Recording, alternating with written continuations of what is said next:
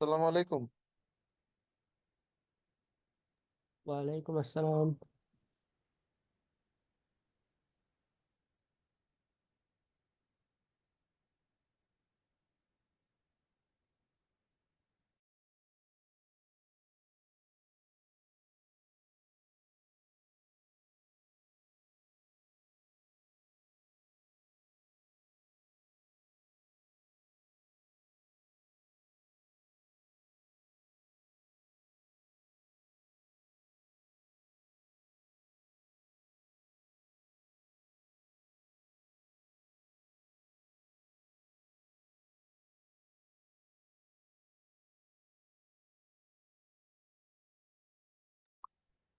আমরা 5 মিনিট একটু অপেক্ষা করি, বাকিরা জয়েন করুক।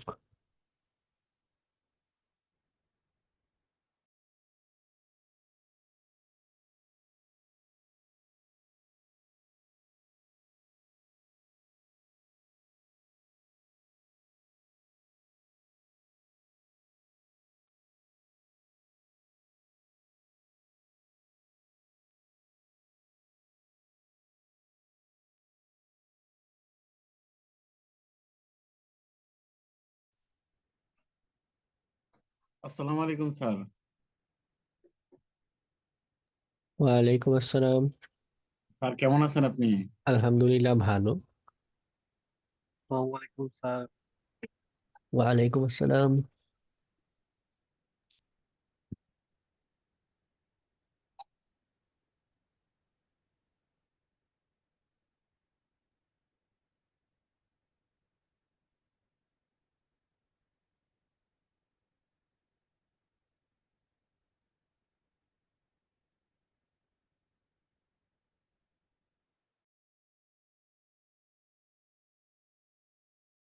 স্যার, কিছু কিছু ফাইল ডাবল ক্লিক করলে হচ্ছে এই কম্পিউটার এক্সেস হ্যাকারের কাছে চলে যায়। এটারেও কি ম্যালওয়্যার বলে বা র্যানসমওয়্যার বলে? এটা ম্যালওয়্যার, র্যানসমওয়্যার না। কিছু ম্যালওয়্যার আছে এরকম, সিস্টেম অ্যাক্সেস দিয়ে দিতে পারে, ব্যাকডোর জেনারেট করে দিতে পারে।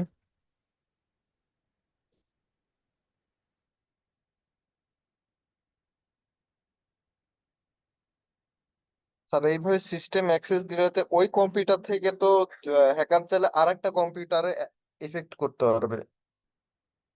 বুঝিনি আপনার কথা, আরেকবার একটু মানে হচ্ছে প্রথমে একটা কম্পিউটারকে এফেক্ট করলো, মানে হ্যাকার একটা ফাইল পাঠাইলো, ওটা একজন ক্লিক করার পর ওই কম্পিউটার এফেক্ট হয়ে গেল হ্যাকারের জন্য। আবার ওই কম্পিউটার থেকে আরেকটা কম্পিউটার এভাবে এফেক্ট করতে পারবে না হ্যাকার চাইলে? কিছু হ্যাঁ, সেন্ড। অবশ্যই। হ্যাঁ, আগে হচ্ছে গিয়ে মনে করুন আপনার পিসিতে অ্যাক্সেসটা নিল, এরপরে আপনার পিসি ব্যবহার করে অন্য জায়গায় আক্রমণ করলো। প্রায় ক্ষেত্রে এগুলোই করে হ্যাকাররা।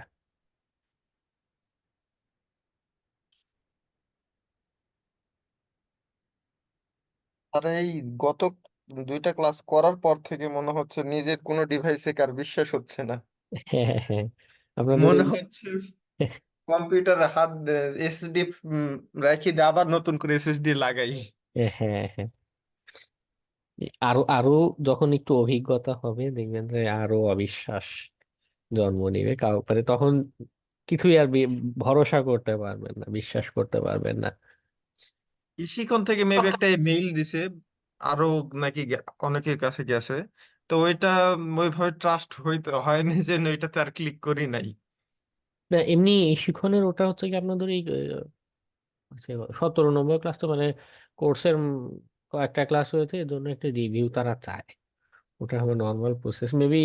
ওনারা কেউ ক্লাসে এসেও আপনাদের সাথে কথা টথা বলে মাঝে মধ্যে, তো ওটা নর্মাল, ভরসা করা যায়। ভাইরাস টোটাল তো আছেই। আর একান্তই ক্লিক করতে হলে এখন তো আপনাদের টেইলস ওএস আছে, অথবা ভার্চুয়াল বক্সে মেশিন আছে, এগুলোতে ট্রাই করবেন।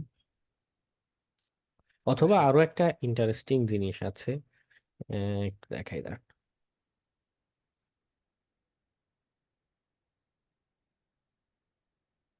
যারা লেটে জয়েন করবে তারা পাবে না, যারা নতুন দ্রুত জয়েন করেছেন তাদের জন্য ইন্টারেস্টিং। এটা হচ্ছে ব্রাউজার লিঙ্ক।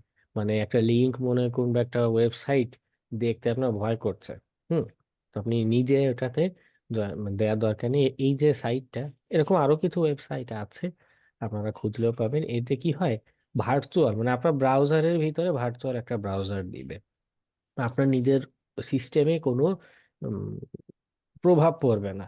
এটা ওদের সার্ভারে রান হবে, ঠিক আছে? আপনি কোন অপারেটিং সিস্টেম ব্যবহার করে কোন ব্রাউজার দিয়ে টেস্ট করতে চাচ্ছেন দিলে 3 মিনিট মতো আপনাকে ফ্রিতে রান করতে দেয় এখানে। তো ফ্রি হলেও 3 মিনিটে ফ্রি তো যথেষ্ট জিনিসপত্র দেখা যায়। ওকে। আসসালামু আলাইকুম স্যার। ওয়ালাইকুম আসসালাম। স্যার কেমন আছেন? আলহামদুলিল্লাহ ভালো।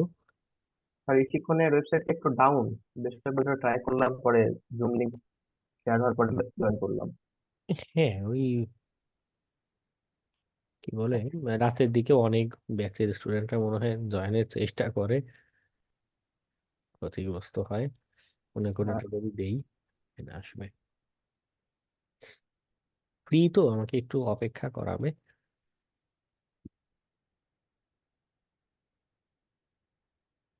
এই যে ব্রাউজারে আমি মাউস কার্সর নাড়াচ্ছি, আর ওদের ওইখানে হচ্ছে, ওখানে আমার ফায়ারফক্স ব্রাউজার রান হচ্ছে।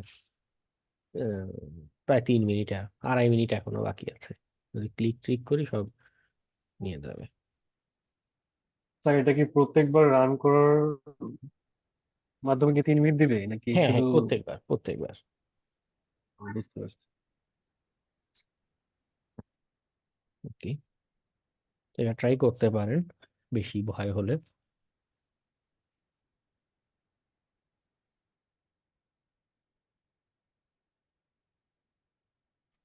আসসালামু আলাইকুম ওয়ালাইকুম আসসালাম। স্যার। পাইথন 2.7 আমি হচ্ছে ডাউনলোড দিয়ে প্যারোটে ইনস্টল করছি। তো আমার কিছু ইন্টারনেট হচ্ছে রং দেখায়, যদি একটু দেখতেন। হ্যাঁ, শেয়ার দেন, দেখি কিছু পাই কিনা। আচ্ছা, শাহজালাল জয়ের প্রোফাইল পিকচারটা খুব সুন্দর। দেখা হাত যাচ্ছে। জয় ভাই মাঝে মধ্যে প্রোফাইল চেঞ্জ করে। খুব ভালো লাগলো দেখে। হ্যাঁ, আপনার স্ক্রিন দেখা যাচ্ছে। এখানে যদি আমি তার মাঝে মধ্যে এন্টারটেনমেন্ট দেওয়ার জন্য। টার্মিনাল অন করে আমি এটা রান করি।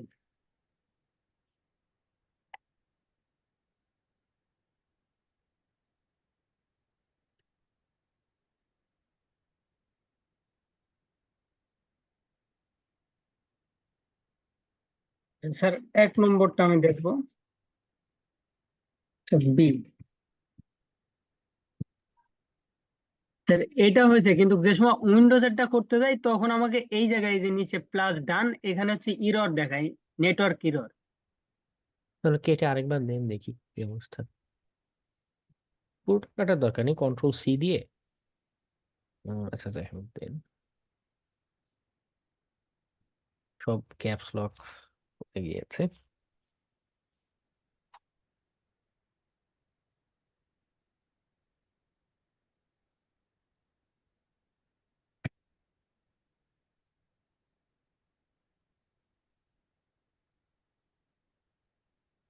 6 নম্বরটা ঠিক দিই। এই যে your device is not connect to the internet. টুলসের অসুবিধা হচ্ছে, ওদের এটার আপডেট বন্ধ তো। মেবি যে সার্ভার থেকে ভাইরাসটা আনতো ওইখানে কিছু একটা ইস্যু হচ্ছে। এমনিতে তো আপনার এই প্যারোটে ইন্টারনেট ব্রাউজ করা যাচ্ছে, তাই না? জি জি। আচ্ছা, তাহলে ওই টুলসে প্রবলেম হচ্ছে। মানে আপনার নেট কানেকশন ঠিক আছে, পাইথন সেটআপও ঠিক আছে, টুলস যেখান থেকে এই ম্যালওয়্যারটা আনে ওখানে ইস্যু। ও, ঠিক আছে স্যার, এটাই জানার জন্য যে আমার তো অন্য মানে অ্যান্ড্রয়েডের কিছু কাজ করতেছে আর হচ্ছে উইন্ডোজের এইটার সমস্যা হচ্ছে। হ্যাঁ, মাঝে মধ্যে একটু ইস্যু হতে পারে। জি স্যার। এর জন্য মানে পেইড টুলস গুলো এদিক দিয়ে একটু ভালো। পেইড টুলস গুলো যেটা হয় যে যেরকম রেগুলার ওরা নিজেরাই আপডেট আনে, চেক টেক করে, মানে টাকা নিলেও আপনি সার্ভিসটা পাবেন অ্যাকচুয়ালি, যে আচ্ছা টুলস ক্র্যাশ করে না, রান করে, ইরর থাকলে ওরা দ্রুত নিজেরাই ওরা ফিক্স করে দেয়। জি sir, okay. Thank you. Sir একটা প্রশ্ন ছিল। হ্যাঁ, বল। স্যার মেসেঞ্জার গ্রুপে তো মনে হয় আপনি দেখছিলেন যে আমি কিছু স্ক্রিনশট শেয়ার করছিলাম। শিক্ষণ.com থেকে আমাদের মেইলের মাধ্যমে কিছু ফোল্ডার ফাইল দেওয়া হয়েছিল, কিছু সফটওয়্যার এক্সটেনশন এগুলো। তো এগুলো যখন চেক করলাম দেখলাম যে কিছু ট্রোজান আছে, ম্যালওয়্যার আছে। এখন কি করবো এগুলো? এগুলো কি প্রথমত আমি ওগুলোর ব্যাপারে কিছুই জানি না, আমি নিজে এগুলো শেয়ার টেয়ার কিছু দেইও নেই। এই শিক্ষণের স্টাফরা হয়তো দিয়ে থাকতে পারে, তো ওগুলো অ্যাভয়েড করাই বেটার। যদি ম্যালিশিয়াস দেখা দেয় তাহলে অ্যাভয়েড করুন।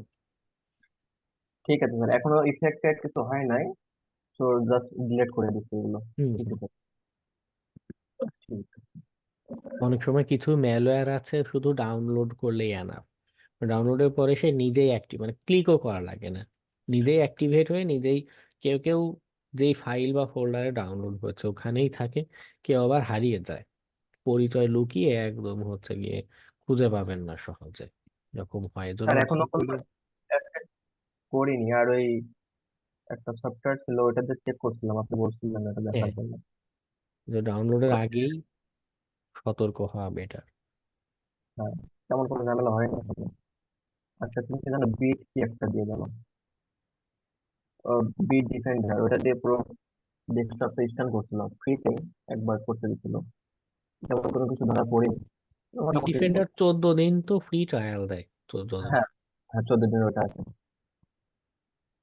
আর ওই যে অ্যান্ড্রয়েডের জন্য একটা সফটওয়্যারের কথা বলছিলেন, একটা অ্যাপের কথা, ডক্টর কি একটা দিয়ে, ওইটা বেশ কাজ করছে, দেখলাম 2-3টা র্যানসম ফাইল ছিল ফোনের ভিতরে, চেক করছে, বেশ ভালো। হ্যাঁ হ্যাঁ, ওদের রিসার্চ টিমটা খুব ভালো। এই যে আমরা গুগল প্লে স্টোরে নিজস্ব কিন্তু ডক্টর স্ক্যান মেথোডোলজি আছে, অনেক অ্যাপ ডেভেলপার আছে এইটাকেও বাইপাস করে ম্যালিশিয়াস অ্যাপস আপনি দেখবেন যে কোনো গেমস বা ডেটিং অ্যাপস বা সামথিং, বাস্তবে এটা হচ্ছে ব্যাংকের ইনফরমেশন, ক্রেডিট কার্ড, এই টাইপের জিনিস চুরি করে। হ্যাঁ, তো ডক্টর ওয়েবের যে রিসার্চ টিম ওরা অনেক এরকম অ্যাপস আছে, ম্যালিশিয়াস উইকনেস আছে, মানে সবার আগে ওরা অ্যালার্ট করতে পেরেছে মানুষজনকে। ওদের রেপুটেশনটা ভালো, রিসার্চ টিমটা খুব ভালো, এটা রেগুলার ইউজ করা বেটার।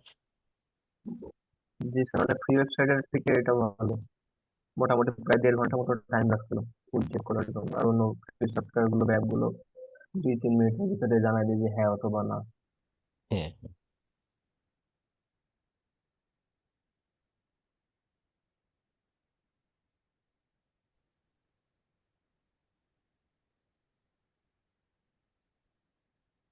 বাকিদের কি অবস্থা? স্যার লিনাক্সের অটোপসি এই টুলসটা দিয়েও নাকি হচ্ছে ইয়া করা যায়, ডাটা রিকভারি করা যায়। এটা তো মেবি অটোপসি ফ্রি। মূলত হচ্ছে ফরেনসিকের টুলস। মনে করুন কোনো একটা এভিডেন্স ফাইল আপনি পেয়েছেন বা এভিডেন্স কালেক্ট করেছেন, এটা যদি ওকে দেন ও হচ্ছে গিয়ে অ্যানালাইসিস করে কি কি আছে, সাসপিশিয়াস কোন আইটেম, লগ এন্ট্রি, এগুলোর ডাটা দিয়ে থাকে। ওকে, ওর মূল ফাংশনালিটি এটা। ডাটা রিকভারি অপশন আমি দেখিনি, যদি থেকে থাকে আপনি ট্রাই আউট যদি করে পান তো বেটার। কিন্তু আমি যতদূর জানি ওর মূল ফাংশনালিটি হচ্ছে ফরেনসিক অ্যানালাইসিস করা। স্যার অটোপসি টুল ওইটা কি আমাদের শিখাবেন? না, ফরেনসিকের ভিতরে যাবই না, কারণ ওটাও আর একটা হচ্ছে গিয়ে মানে হ্যাকিং এর মতো নিজেই আরেকটা ফিল্ড, হ্যাকিং ফরেনসিক ইনভেস্টিগেটর।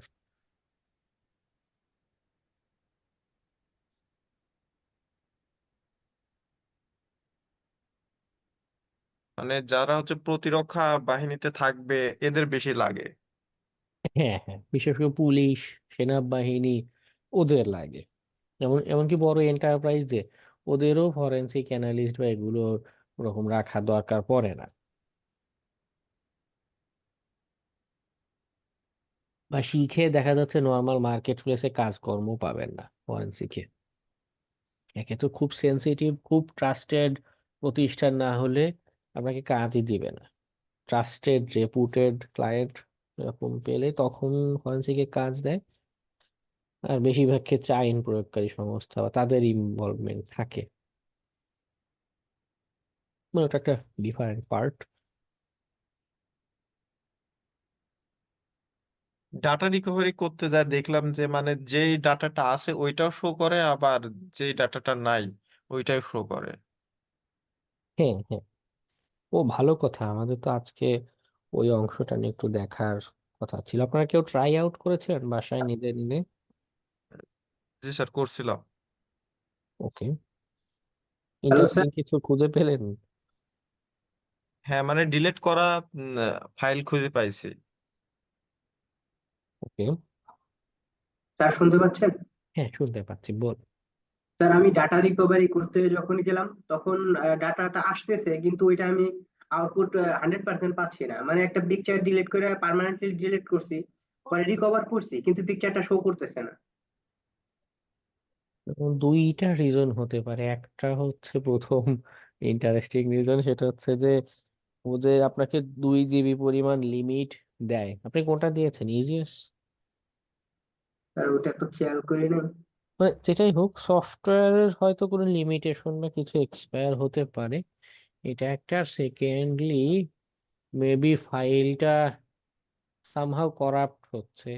কিন্তু করাপ্ট হলেও ভালো রিকভারি টুলস হলে সে কিন্তু এটা খুব বের করতে পারে। তার কাজে এই করাপ্টেড ফাইল বা ডিলিট হওয়া ফাইল এনে জোড়া লাগানো, আই গেস। ভিডিও দেখছি, তারপরে পিকচারও দেখছি, দুইটাই আসে কিন্তু শো করে না। রিকভার হয়ে সে কোনো একটা ফোল্ডারে রাখতে বলে বা রাখতে চায়, যে সফটওয়্যার হ্যাঁ। ফাইল বা মানে কোনো অন্য কোনো ফোল্ডারে রাখার পর রিকভারি হয়ে গিয়েছে, অন্য একটা ফোল্ডারে রেখেছেন, এরপর জি। ওই ফোল্ডারে গিয়ে ছবি বা ভিডিওটা দেখা যায় কিনা, না, দেখা যায় না। তাহলে ঠিকভাবে রিকভার হচ্ছে না। সফটওয়্যারটার ইস্যু হচ্ছে আমার মনে হয়। সফটওয়্যার তাহলে ডিলিট করে আবার নামাইতে হবে? না, অন্য কোনো সফটওয়্যারে ট্রায়াল দিয়ে দেখতে পারেন। মার্কেটে তো ডাটা রিকভারির অনেক সফটওয়্যার আছে। গতদিনও তো আমরা একটা ওয়েবসাইটের থেকে দেখলাম না, কম্পারিজন জি স্যার। পাবেন। মানে প্রায় সবাই কম বেশি কিছু না কিছু ট্রায়াল দেয় আপনাকে। ট্রায়াল নিয়ে দেখতে পারেন যে কতখানি কি করা যায়। জি স্যার, থ্যাংক ইউ। ঠিক আছে। স্যার, ক্যাসপারস্কাই এই অ্যান্টিভাইরাস তো মানে হচ্ছে বাংলাদেশে মেবি দুইটা ভার্সন আছে, একটা স্ট্যান্ডার্ড আর একটা হচ্ছে প্লাস। প্লাসে দেখলাম যে সুবিধা বেশি। আর ওরা কয়েকটা নামে করে, একটা ইন্টারনেট সিকিউরিটি, টোটাল প্রোটেকশন, এরকম কয়েকটা নামে আছে। আর মানে 3 জন মিলে নিলে হচ্ছে এটা হচ্ছে কম পড়ে, আর যদি সিঙ্গেল একজন ইউজারের জন্য নেওয়া যায় এটা হচ্ছে বেশ কিছু দাম বেশি পড়ে। হ্যাঁ, যেটা প্লাস এটা হচ্ছে 750 টাকা দাম, আর হচ্ছে 3 জন মিলে নিলে হচ্ছে 1350 টাকা হ্যাঁ, এটার প্লাস। প্রাইজেরও কিছু সিস্টেম আছে। আমি যেখানে জব করি ওরা আবার এটার কি বলে পার্টনার, ওখানে হয়তো আমাকে জিজ্ঞাসা করে বলতে পারবো। ওকে, এটার প্রাইজিং এ কি মেকানিজম বা কিভাবে নিলে সুবিধা হয়। এগুলোর একটা পাইকারি রেট আছে ভাইয়া। হুম। এগুলোর একটা পাইকারি রেট আছে। আমারও দোকান আছে তো, কম্পিউটার সেল করি। হ্যাঁ হ্যাঁ, এদের কাছে গেলে ওরা ইন্টারনাল বা ডিসকাউন্ট দামাদামির সুযোগ থাকে। এইখানে গিয়ে খোঁজ নিয়ে দেখতে পারেন যে কি আরো কিছু কিছু করা যায় কিনা কোনোভাবে কিছু।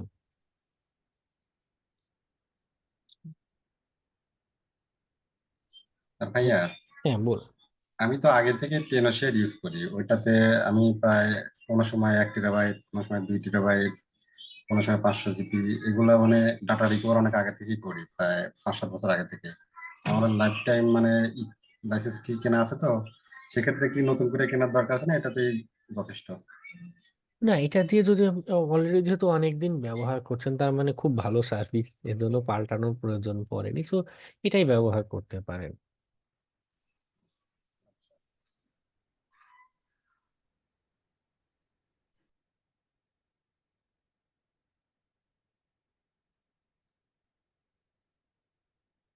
স্যার, হ্যাঁ বলুন।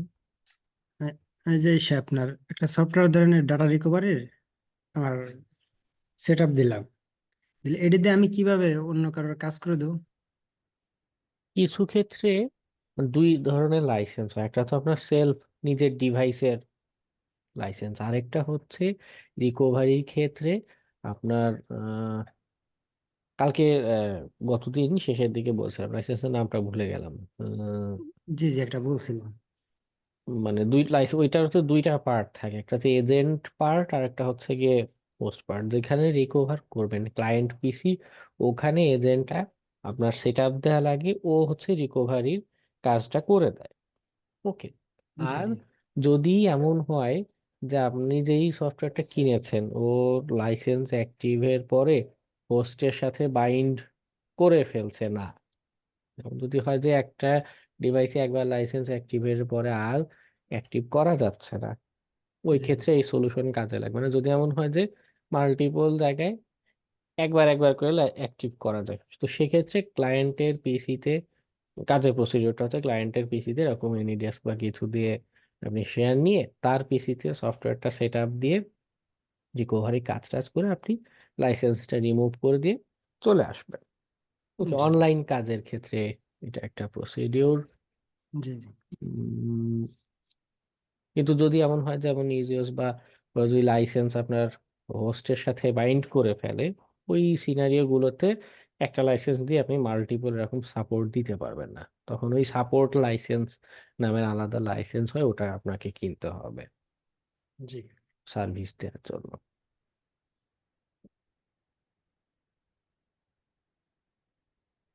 ওকে, ডাটা রিকভারি কাজ আমি তেমন করি না, কিছু স্টুডেন্ট আছে তাদেরকে দিয়ে দেই কাজ আসলে। বেশিরভাগ ক্ষেত্রে আমি সিকিউরিটি টেস্টিং এ লিমিটেড থাকি।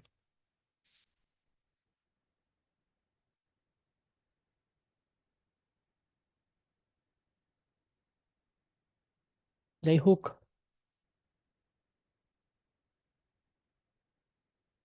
আজকে উপস্থিতি অনেক কম, 10-15 জন ভাই মতো। আসসালামু আলাইকুম। ওয়ালাইকুম আসসালাম। ভাই একটু পার্সোনাল প্রশ্ন করি। হ্যাঁ বলুন। আপনি এই ফিল্ডে কতদিন ধরে আছেন ভাইয়া? সিকিউরিটি ফিল্ডে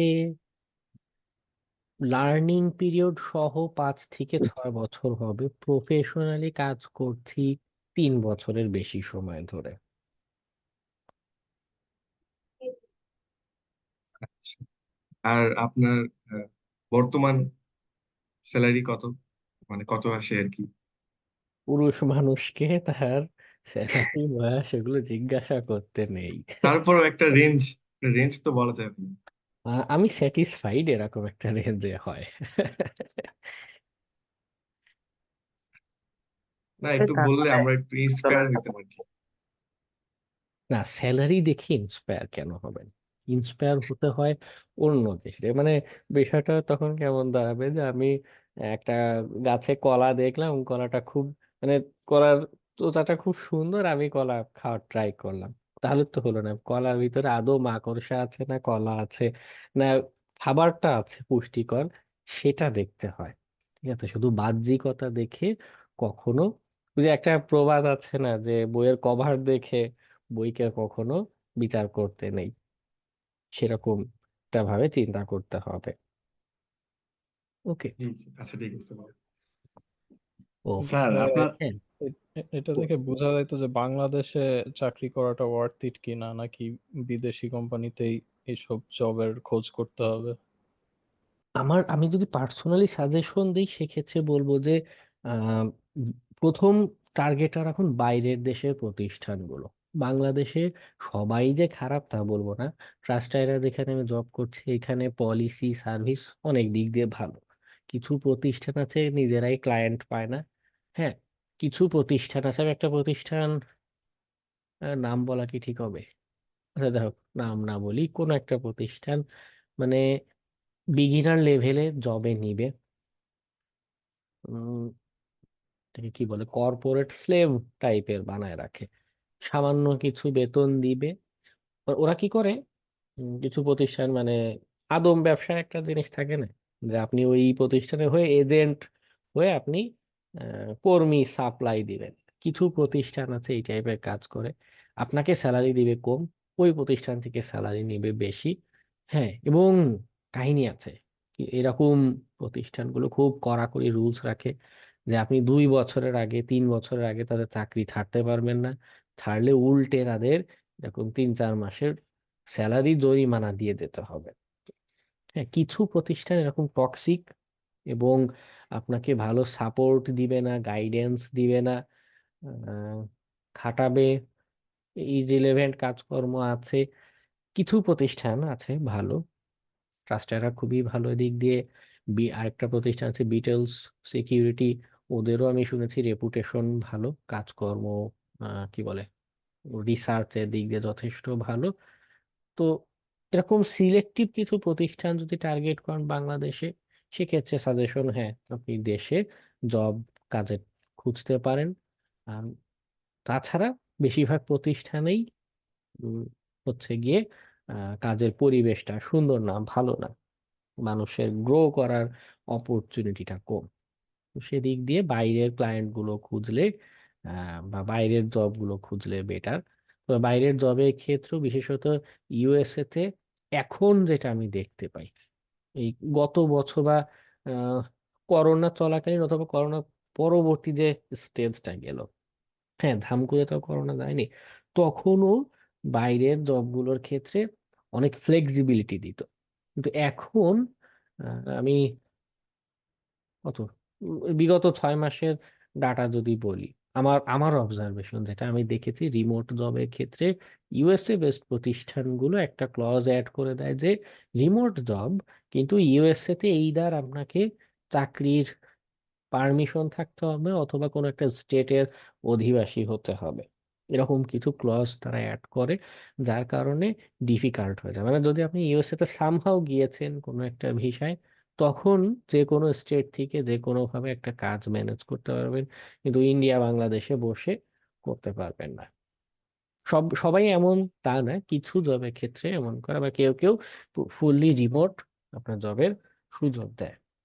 এটা খুঁজতে হয়, রেগুলার খুঁজতে থাকলে, বিভিন্ন জব পোস্ট দেখতে থাকলে একটা সময় নিজে আইডিয়া করতে পারবেন যে কোন ধরনের চাকরিতে কি কি রিকোয়ারমেন্ট চাই, আমি কোন লেভেলে আছি, বা কি কি আমি করতে পারবো বা দিতে পারবো।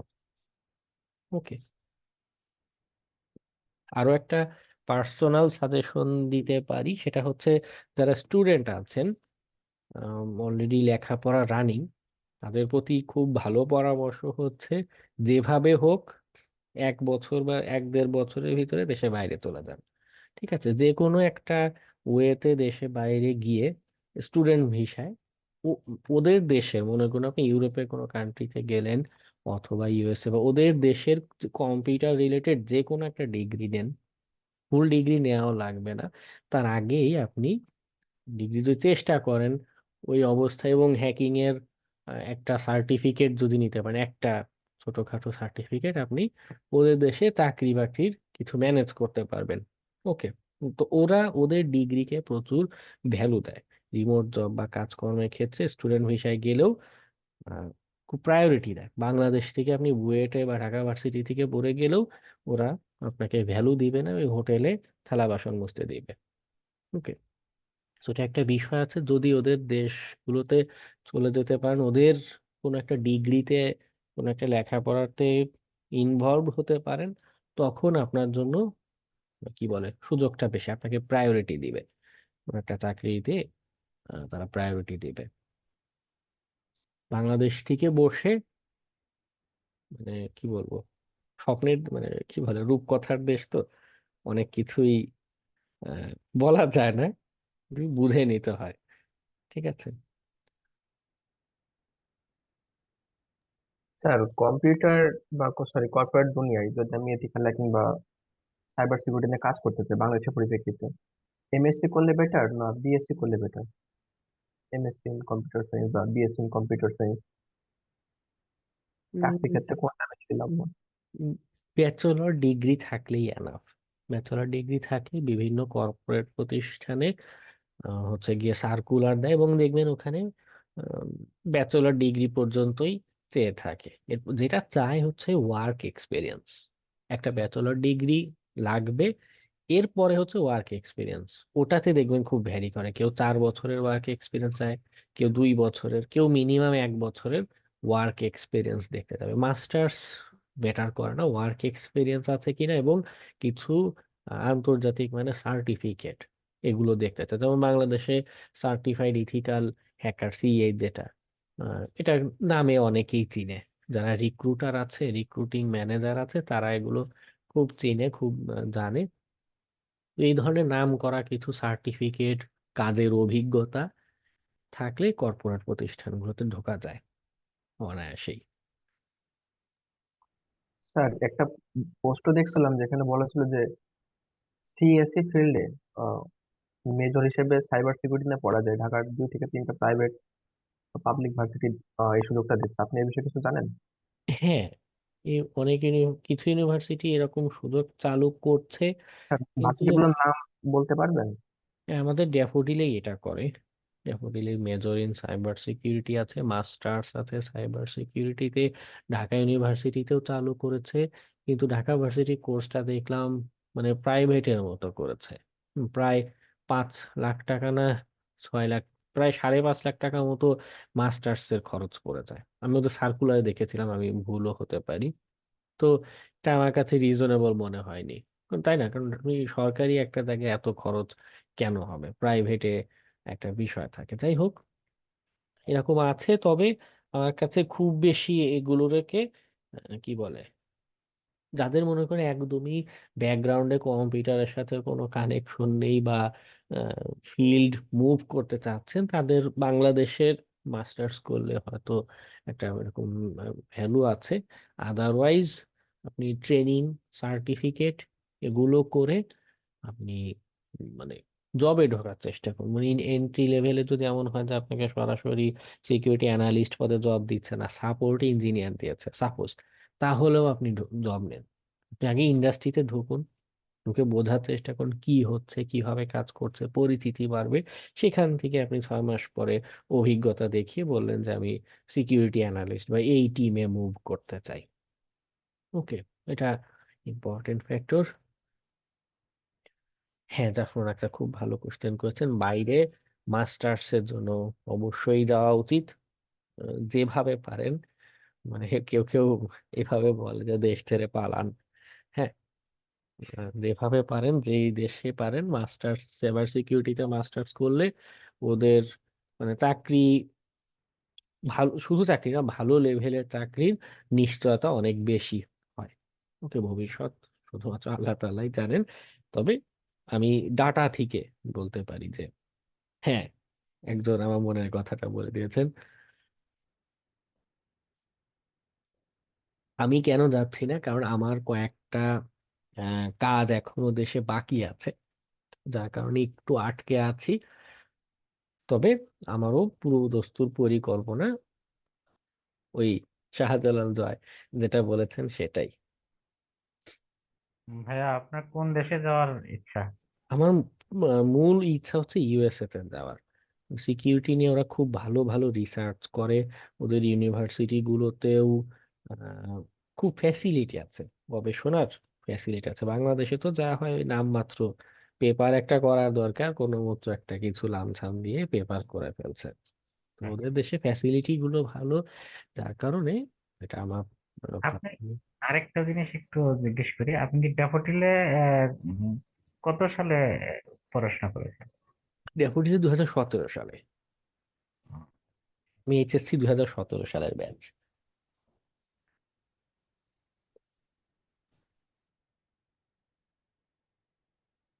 ইউসুফ সাহেব, আপনি ক্লাস 10-এ পড়েন, আপনি আগে এসএসসি আর এইচএসসি পরীক্ষাটা ঠিক মতো দেন। কারণ এটা এমন ভাবে আপনাকে আটকে ধরবে এই দুইটা পরীক্ষা, বাস্তবে এগুলোর কোনো ভ্যালু নেই, ভ্যালুলেস। কিন্তু একটা আছে না যে সিস্টেমটাই এমন, আপনি সিস্টেম থেকে বের হতে পারবেন না, সেভাবেই সবকিছু সাজানো। সো মেনে নিয়ে এটাকে ফোকাস দিতে হবে, এবং পাশাপাশি বিভিন্ন সিকিউরিটির যে কম্পিটিশন হয়, চ্যালেঞ্জ গুলো হয়, প্র্যাকটিস, আমি কিছু ক্লাস পরে আপনাদের প্র্যাকটিস ল্যাব কিভাবে প্র্যাকটিস করা যায় আরো এই রিলেটেড কিছু ইনস্ট্রাকশন দিব, এগুলো ফলো করার চেষ্টা করবেন। ওকে, এতে করে যেটা হবে যে শুরু থেকেই যদি এরকম অ্যাক্টিভিটি থাকে, যারা জুনিয়র আছেন তাদের উদ্দেশ্যে বলি, শুরু থেকেই যদি অ্যাক্টিভিটি থাকে বাইরের ভালো ভালো ইউনিভার্সিটিতে, কিন্তু মানে এমনও পত্রিকাতেও আপনারা দেখেছেন যে ঢাকা ভার্সিটিতে ভর্তি পরীক্ষা দিয়েছে বা ভর্তি পরীক্ষায় চান্স পায়নি, বা যা সদ্য এইচএসসি পাশ করেছে তাদেরকে ইউএস এর এমআইটি বা এরকম ভালো ইউনিভার্সিটিতে অ্যাডমিশন দিচ্ছে, নিয়ে যাচ্ছে। কেন? কারণ তারা কিন্তু টাকার জোরে যায় না।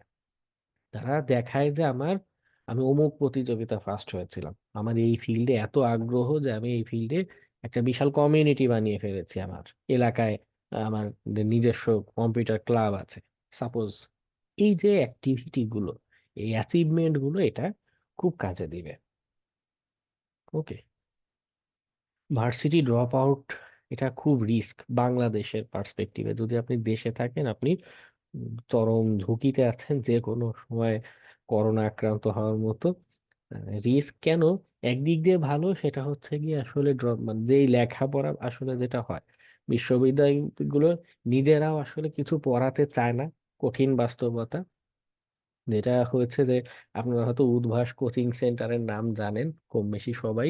বিশ্ববিদ্যালয়গুলো এখন, বিশেষ করে প্রাইভেট বিশ্ববিদ্যালয়গুলো, এই টাইপের হয়ে গিয়েছে, কোচিং সেন্টারের মতো। ভার্সিটি থেকে পাশ করা বড় ভাই, বিষয়টা এমন যে ক্লাস 10-এ এইবার এই যে এসএসসি পরীক্ষা দিয়ে একজন পাশ করেছে, তাকে স্কুলের টিচার বানিয়ে দিচ্ছে। সো যার কারণে ইউনিভার্সিটিতে পড়ে আদৌ প্রফিটেবল বা শেখার মতো খুব স্কোপ কম। তবে যেহেতু বাংলাদেশ, এখানকার সিস্টেমটাই এমন ভাবে সাজানো যে যারা ভার্সিটিতে পড়াশোনা করেনি তারাও যে বাকি ভালো কিছু করছে না এমনটা কিন্তু না। ওকে, যেটা দেখা যায় যে কিছু প্রতিষ্ঠান আছে এমন যে সেখানে আপনার কি বলে, ব্যাকগ্রাউন্ড ডাজন্ট ম্যাটার, আপনার স্কিল দেখে আপনাকে তারা হায়ার করবে। তবে ভয়ের জায়গাটা হলো কি, মনে করুন কোনো একটা কারণে, আল্লাহ না করে, আপনি যে প্রতিষ্ঠানে জব করেন তারা দেউলিয়া হয়ে গেল, সাপোজ ব্যাংকরাপ্ট হয়ে গেল, তখন আপনি কি করবেন? ওই জায়গাটাতে হয় ইস্যু। আপনি নতুন আরেকটা জায়গায় অ্যাপ্লাই করতে যাবেন, দেখা যাচ্ছে তারা আপনাকে ফ্লেক্সিবিলিটি দিল না, আপনাকে ব্যাচেলর ডিগ্রি সেখানে মাস্ট রিকোয়ার্ড। কিন্তু আপনার তো ওটা নেই, আপনার কাজের অভিজ্ঞতা আছে ঠিকই, কিন্তু যেহেতু সিস্টেমটাই এভাবে বানানো, যার কারণে এটা একটা অসুবিধার বা একটা ভয়ের জায়গা তৈরি করে। এজন্য পারতপক্ষে ন্যাশনাল ইউনিভার্সিটি বা উন্মুক্ততেও সিএসই দেখেছি আছে, এই রিলেটেড করে হলেও একটা নামমাত্র একটা ডিগ্রি যতদূর পারে। ন্যাশনাল ভার্সিটির আন্ডারে যেই কলেজ বা ইনস্টিটিউট আছে, এখানেও কিন্তু অনেক কম খরচ, প্রায় সরকারির মতো। ঢাকা ভার্সিটিতে পড়তে গেলেও আপনার 1 লাখ টাকা অন্তত খরচ আছে। হ্যাঁ, এরকম ন্যাশনাল ভার্সিটির আন্ডারে যে ইনস্টিটিউট আছে সেগুলোতে এরকম 90,000 1 লাখ টাকার মতো আপনার খরচ যায় 4 বছরের টিউশন ফি। একটু রেজাল্ট ভালো রাখলে আর একটু কম হয়, টিউশন ওয়েভার করে। তো যেভাবেই হোক, একটা ডিগ্রি যদি রাখেন আপনার জন্য বেটার, আপনি রিস্ক থেকে বেঁচে থাকবেন।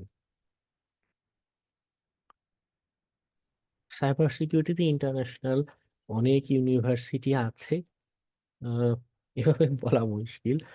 ওকে, আমার পছন্দের হচ্ছে, প্রথমটা হচ্ছে MIT, Massachusetts institute of technology. ওদের রিসার্চ গুলো হয় অন্য লেভেলের। হ্যাঁ, ফ্লোরিডার আছে, ক্যালটেক আছে। হ্যাঁ, তারপরে আহ অ্যারিজোনা স্টেট ইউনিভার্সিটি, ওরাও খুব ভালো কাজ করে সিকিউরিটি নিয়ে। এগুলো আমার খুব ভালো লাগে ইউনিভার্সিটি, স্বপ্ন আছে এখানে যাওয়ার। বিএসএস মিনস সোশ্যাল সায়েন্স, আপনাদের ফিল্ড নিয়ে আমার খুব বেশি জানাশোনা নেই কেমন কি লেখাপড়া হয়। তবে যেটা হয় কিছু জায়গাতে দেখুন, কম্পিউটার রিলেটেড কোনো ডিগ্রি বা কিছুতে নেওয়া যায় কিনা, পিজিডি বা ডিপ্লোমা অথবা মাস্টার্সে কম্পিউটার রিলেটেড কিছু করা যায় কিনা। ওকে, এছাড়াও যেহেতু একটা ডিগ্রি আছে, যেহেতু টেকনিক্যাল লাইনে আছেন, কোর্সে যেহেতু জয়েন হয়েছেন, সো আমি গেস করতে পারি টেকনিক্যাল লাইনে আছেন, এই রিলেটেড আরো কিছু ট্রেনিং প্লাস পোর্টফোলিও, যে আমার আহ, কাজ করেছি তার অ্যাচিভমেন্ট, অথবা বিশেষ করে বিভিন্ন কম্পিটিশনে যাওয়া, এটা খুব জরুরি। ওকে, বিভিন্ন সিকিউরিটি ইভেন্ট হয়, এখানে গুলোতে যাওয়া জরুরি। এই টাইপের অ্যাচিভমেন্ট বা এগুলো দেখিয়ে আপনি কাজ বা জব কিছু একটা এনশিওর করতে পারবেন। ওকে, সিকিউরিটি ভাইয়া, ডিগ্রি না থেকে যদি কেউ সার্টিফিকেটের উপর ফোকাস দেয় তাহলে কি মানে ওইটাকে প্রাধান্য দেয় না? সেক্ষেত্রে সবাই আসলে সুযোগটা পায় না। প্রথম মানে কয়েকটা ফ্যাক্টর আছে। প্রথম ফ্যাক্টরটা হচ্ছে আপনি কতখানি মানে আপনার নেটওয়ার্কটা কেমন। দেখা যাচ্ছে যে সার্টিফিকেট আছে, আমার শুরুর দিকে, আমার ক্যারিয়ারের শুরুর দিকে এটা একটা দারুণ প্রভাব ফেলেছিল যে ট্রেনিং হচ্ছে বা করছি, আহ, আমার নিজের জানা আছে, কিন্তু কাজ পাচ্ছি না কেন? কারণ যারা মার্কেটে বা ইন্ডাস্ট্রিতে কাজ করছে তাদের সাথে আমার চেনা পরিচয় নেই। তো আমি যে স্কিলড, এটা যদি কেউ না জানে আমাকে কাজের অফার দিবে কি করে? এটা একটা ফ্যাক্টর আছে। আর সেকেন্ড যেটা হয়, সার্টিফিকেশন বা এগুলো, মানে এই যে ক্যারিয়ার পাথ, পাথ জিনিসটাই খুব কনফিউজিং হয়ে যায় শুধু সার্টিফিকেশনে ফোকাস দিলে। ভালো স্কিল এবং যদি নেটওয়ার্কের থ্রুতে এটা প্রচার করতে পারে যে হ্যাঁ আমি আদৌ স্কিল, আমার স্কিল আছে, আমি কাজ করি, কাজ জানি, সেক্ষেত্রে সম্ভাবনা থাকে যে কাজকর্ম পাবেন। ওকে।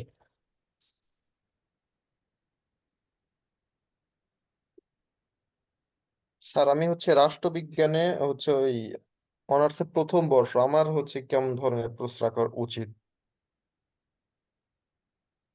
আপনি সায়েন্স ব্যাকগ্রাউন্ডে ছিলেন? এসএসসিতে ছিল, কিন্তু তারপরে হচ্ছে আর্টস আসছে, ও, এখন অনার্সে রাষ্ট্রবিজ্ঞানে। বাংলাদেশে আসলে মাস্টার্স লেভেলে মানে শিফট করার অপরচুনিটিটা কম। উম,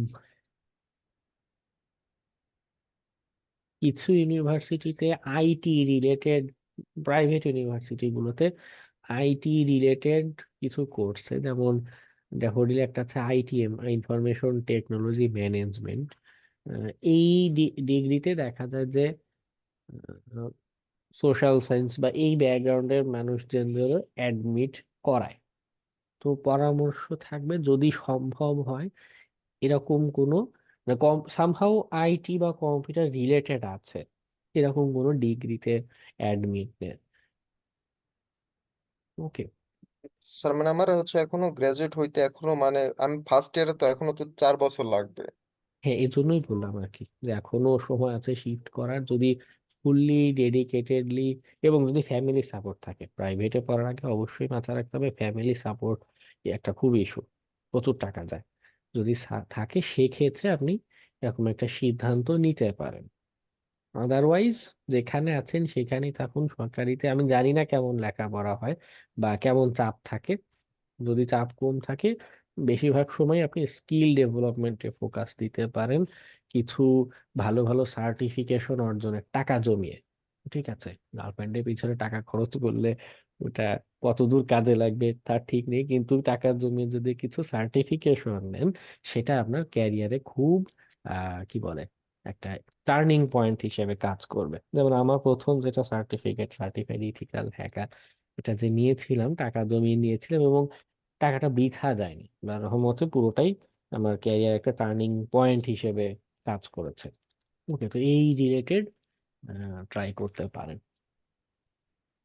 স্যার ঠিক স্যার, আছে স্যার। বলুন। আপনি কি মাত্র সনর ভাইকে সাজেস্ট করলেন যে 1 বছর ন্যাশনালে পড়ুক, তার পরবর্তীতে ড্যাফোডিল বা এই জাতীয় কোনো প্রাইভেট ইন্টারন্যাশনাল ইউনিভার্সিটিতে সায়েন্স ব্যাকগ্রাউন্ড বা সিএসসি নিয়ে পড়ার জন্য? আপনি কি এটা বললেন?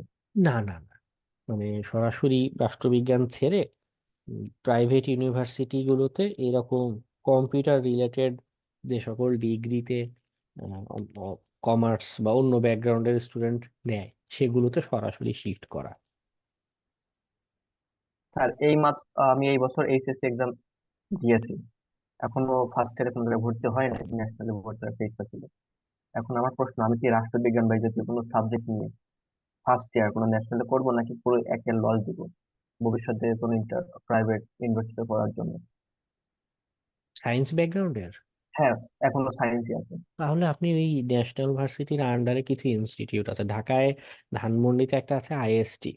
হ্যাঁ, ওটা ওদের খুব ভালো রেপুটেশন আছে। ওদের সিএসসি তে খুব বেশি খরচও না। আপনার সিজিপিএ মেনটেন করলে বা একটু গিয়ে ভার্সিটিতে অভিভাবক নিয়ে কথা বলে ওরা স্কলারশিপ বা বিভিন্ন ব্যবস্থা থাকে, এখানে অ্যাডমিট নেন। ইয়ার লস একদমই দিয়েন না। এটা মানে যত দ্রুত এই বিশ্ববিদ্যালয় বা এই সিস্টেম থেকে যত দ্রুত বের হওয়া যায় তত ভালো।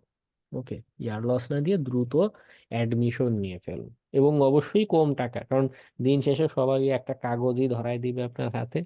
হ্যাঁ, নাথিং এলস, আহামরি শেখারও কিছু নেই, কিন্তু কি বলে সিস্টেম থেকে বের হন। জি স্যার, বুঝতে পারছি। এখন প্রাইভেট ইউনিভার্সিটিতে তো টাকা হইলেই নিয়ে নেই, যে হয়তো 1 বছর ন্যাশনালে পড়ছে, ন্যাশনাল ভালো লাগে না, আবার নতুন করে ফার্স্ট ইয়ার এসে আমাদের ইউনিভার্সিটি জয়েন হচ্ছে, এক্ষেত্রে কোনো প্রবলেম হয়? খেয়াল করতে পারিনি, কমেন্ট চ্যাটে 3-4টা কোশ্চেন এর সাথে আবার একটু বলুন। আচ্ছা, ধরেন প্রাইভেট ইউনিভার্সিটি গুলোতে কি করে, ওদের কাছে তো টাকা দিলে হয়তো বা নিয়ে নেই। তো এই ক্ষেত্রে যদি আমি বলি যে আমি 1 বছর বা ফার্স্ট ইয়ার ন্যাশনাল ইউনিভার্সিটিতে পড়ে লস করছি অন্য সাবজেক্টে, এখন আমি চাই আপনার ইউনিভার্সিটি দেখে প্রথম থেকে শুরু করতে, এটা কি সুযোগ দেয় ওরা? হ্যাঁ হ্যাঁ, আর টাকা দিলে বাঘের চোখ কান নাক সব মিলে যাচ্ছে এদিকে, আর আপনি একটা সার্টিফিকেট পাবেন না, এ হলো কিছু। এখন স্যার ড্যাফোডিলে ভর্তি হওয়ার একটা ইচ্ছা ছিল, কিন্তু ওখানে তো অলরেডি ক্লাস করছে, লস হয়েছে, এই জন্য প্রশ্নটা করলাম। মেবি ড্যাফোডিল অনেক দিক দিয়ে ভালো, ও আরেকটা দিক দিয়ে আমার কাছে যেটা অসুবিধা মনে হয় সেটা হচ্ছে ক্যাম্পাসটা একদমই ঢাকার বাইরে আর কি, খুব ভিতরে। যার কারণে অসুবিধা যেটা হয় যে আপনি লেখাপড়ার পাশাপাশি অন্য কোথাও পার্ট টাইম জব বা সামথিং যে ট্রাই করবেন, এটা খুব দুষ্কর। ঢাকা থেকে ওখানে গিয়ে লেখা প্রতিদিন ক্যাম্পাসে ক্লাস করে আসতে আসতে আপনার সন্ধ্যা 7-8টা বেজে যাবে, বাসায় খাইলে আসবেন রাতে ঘুমানোর জন্য। ঠিক আছে, তো ওটা একটা ইস্যু। ঢাকার ভিতরে ক্যাম্পাস হলে, হ্যাঁ, যখন আমাদের ধানমন্ডি 32-এ ওখানে ক্যাম্পাসটা ছিল তখন অনেক সুবিধা ছিল, এটা একটা ইস্যু হয়েছে। হ্যাঁ, পাবলিক ইউনিভার্সিটির লেখাপড়া নিয়ে অনেক রিভিউ আমি শুনি, কিন্তু সবকিছু বলা ঠিক না, বললে দেখা যাবে তারা ডিবেটে চলে যাবে। সেকেন্ড কোশ্চেন, হ্যাঁ হ্যাঁ, টাকা হলেই পাওয়া যায়। উম, হ্যাঁ, ডিইউতে আমি ওয়েব ডেভেলপমেন্টের উপরে কোর্স করেছিলাম, বুয়েটেও আমি কোর্স করেছিলাম, ওরা কিছু শর্ট কোর্স এরকম অফার করে থাকে। হ্যাঁ, তো সেগুলো ভ্যালুয়েবল, হ্যাঁ, আপনি উল্লেখ করার মতো। তবে একটু খেয়াল রাখবেন যে কারণ বিভিন্ন রকমের কোর্স অফার করে, আপনার ক্যারিয়ার ওরিয়েন্টেড বা গোল ওরিয়েন্টেড হচ্ছে কিনা। ঠিক আছে, বুয়েটে যেটা করেছিলাম সিসিএনএ সিকিউরিটি, মূলত নেটওয়ার্ক সিকিউরিটির উপরে ওই ট্রেনিংটা ছিল। এরকম স্পেসিফিক গোল ওরিয়েন্টেড কিছু ট্রেনিং করতে পারেন, ওটা বেশি ভ্যালুয়েবল হবে। এছাড়াও যাদের অন্য ব্যাকগ্রাউন্ডের আছেন, যদি হয় ওয়েব ডেভেলপমেন্ট বা নেটওয়ার্কিং, ডাটাবেস ম্যানেজমেন্ট এরকম কোর্স করতে চাচ্ছেন, তাও করতে পারেন, সাজেশন থাকবে, করার কাজে দেয়। আসসালামু আলাইকুম ভাইয়া। হ্যাঁ বল। উম, যারা আমাদের আমরা যারা আছি, যাদের মানে মাস্টার্স কমপ্লিট করে বসে আছি এখন বাসায়, সেক্ষেত্রে আমাদের জন্য কি জাতীয় পরামর্শ দিতে পারেন? ঘরে এটা বসে কি কোনো আসলে কিছু করা সম্ভব? আসলে বলা খুব মুশকিল, কারণ দেশে আহ, সরকারি হিসাবেই 27 লাখ শিক্ষিত তরুণ বেকার এভাবে বসে আছে, সরকারি হিসাবে, বাস্তবে আরো বেশি, 3-4 কোটিও হতে পারে। ঠিক আছে, তো এইটার ব্যাপারে কোনো আইডিয়া করা খুব কষ্টকর। কারণ অপরচুনিটি খুব কম বাংলাদেশে। উম, কি বলে ইন্ডাস্ট্রি গুলো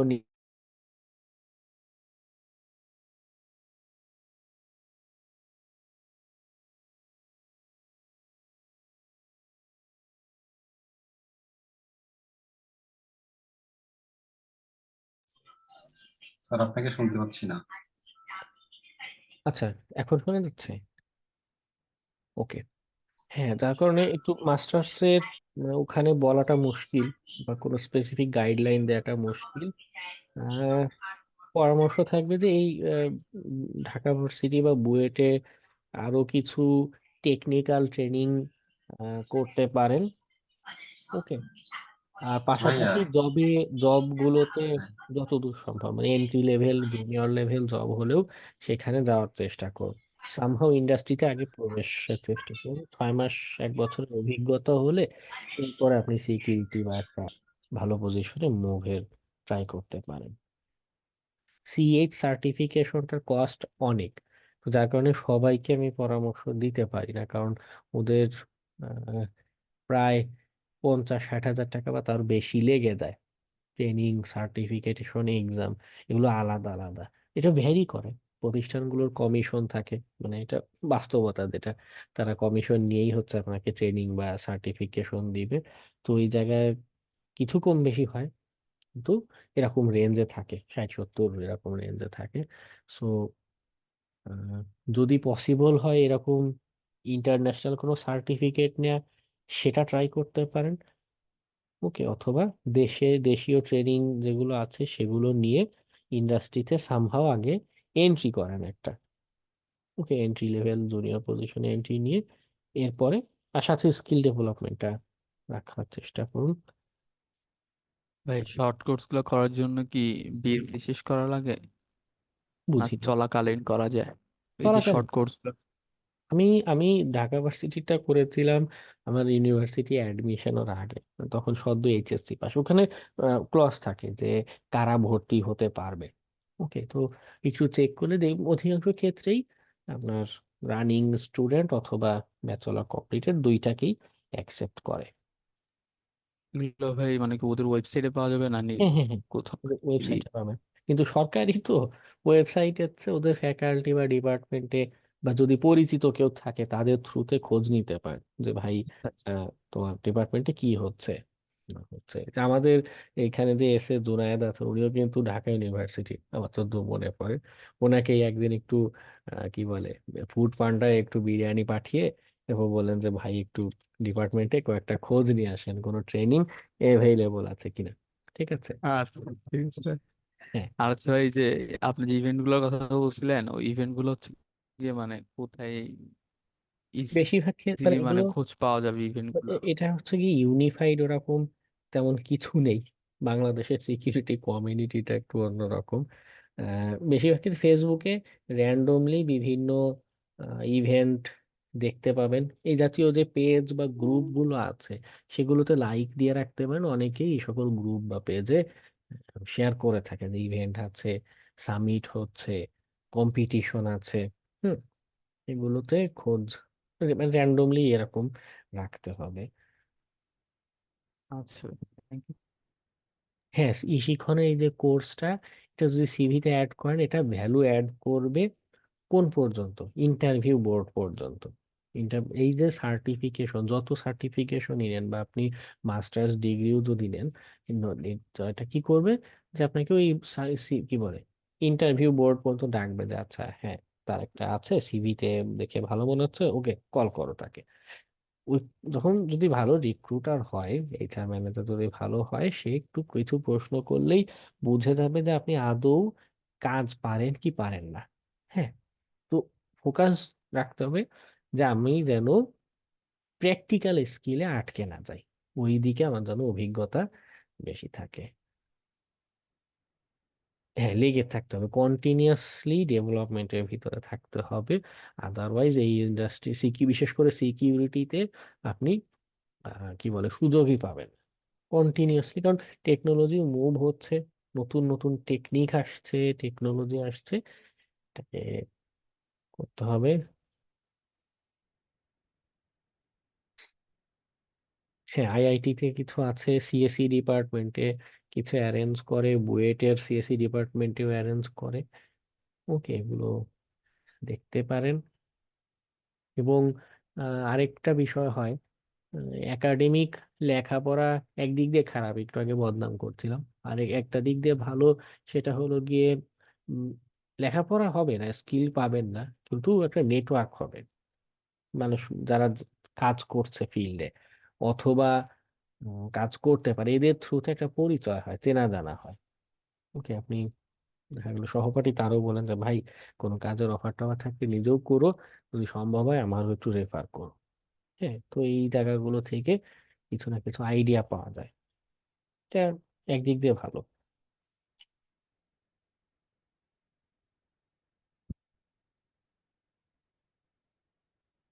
সার্টিফিকেট ইথিক্যাল হ্যাকার, এদের যে কোর্স মডিউলটা, আর আমাদের কোর্স মডিউল করলে ওদের কোর্সের কতটুকু হবে, মানে হচ্ছে কতটুকু সিলেবাস কভার হবে? প্রায় 60 থেকে 70% প্র্যাকটিক্যাল অংশগুলো আমি এই কোর্সেই দেখিয়ে দেব। কিছু আরো বিষয় ওদের ওই বইয়ে অ্যাড কর কি বলে সিলেবাসে অ্যাড আছে। হ্যাঁ, কিছু থিওরিটিক্যাল কিছু কনসেপচুয়াল জিনিসপত্র, আরো কিছু এক দুইটা টপিক সাব টপিক আছে। আহ, ওগুলো উজ্জ্ব থাকবে, কিন্তু বেশিরভাগ জিনিসই আমি আমার কোর্সে এটা কভার করার ট্রাই করি।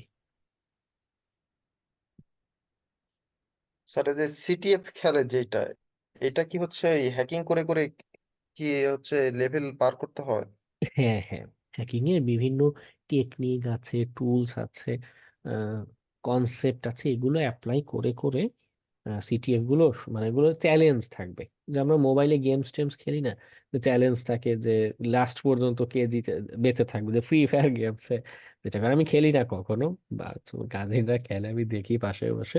তো এরকম চ্যালেঞ্জ থাকে গেম মানে সিটিএফ এ, যে এরকম একটা ইন্ড গোল আছে, এটা করতে হবে, পারতে হবে। করতে পারলে চাকরি পাওয়ার চাকরি পাওয়ার ক্ষেত্রে তো এটাও মনে হয় কাজে লাগবে। হ্যাঁ, হ্যাঁ, এটা আপনার কি বলে, যেহেতু আপনার ইনিশিয়াল লেভেলে কোনো জব নেই, আপনি কাজের কোনো অভিজ্ঞতা নেই, তো সেক্ষেত্রে কি মেনশন করতে পারেন? প্র্যাকটিক্যাল এক্সপিরিয়েন্স হিসেবে এই ধরনের বিভিন্ন চ্যালেঞ্জ ইভেন্ট এগুলোর তথ্য মেনশন করতে হবে। যে দেখো আমি এরকম চ্যালেঞ্জ, আমি হয়তো রিয়েল কোনো ক্লায়েন্টের কোনো টেস্টিং হয়তো কোনোদিন করিনি, কিন্তু আমি এরকম কাছাকাছি ইভেন্ট বলে বা সিনারিওতে টেস্টিং কিভাবে করতে হয়, কিভাবে অ্যানালাইসিস করতে হয় একটা সমস্যা, আহ, গোড়া থেকে একটা সমাধান খুঁজে বের করতে হয়, এগুলো আমি করেছি সিটিএফ ইভেন্টে। এবং যারা ভালো রিক্রুটার, তারা একটু বোঝে, মাথা মোটা টাইপের না, ও তারাও এগুলোকে ভ্যালু দিবে, এগুলোকে গুরুত্ব দিয়ে বিবেচনা করবে।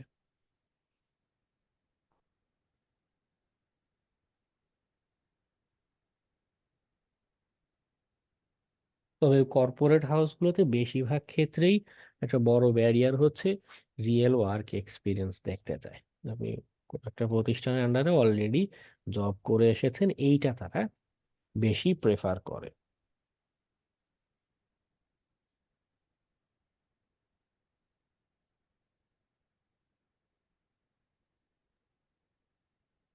হ্যাঁ স্যার, শুনতেছেন? হ্যাঁ, শুনতে পাচ্ছি। স্যার, মার্কেট প্লেসের জন্য স্যার মানে কি কি ধরনের এক্সপিরিয়েন্স অর্জন করা উচিত? মার্কেট প্লেসে এক এক সময় এক এক ধরনের কাজের কি বলে চাহিদা বা এগুলো বেশি দেখতে পাওয়া যায়, এটা একটা ইস্যু। এই জন্য মার্কেটের যদি ভালো করতে চান, রেগুলার ওদের কাজের পোস্ট বা এগুলো একটা আপডেট রাখতে হবে। আচ্ছা, কি কাজ চাচ্ছে ক্লায়েন্ট, কি চায়, আসলে কি ধরনের কাজ চায়, কি টুলস চায়, আহ, কি সার্ভিস চায়, এটা একটা রাখতে হবে, এটা একটা পয়েন্ট। আরেকটা হচ্ছে উম, ভালো একটা পয়েন্ট মাথায় এসেও ভুলে গেলাম।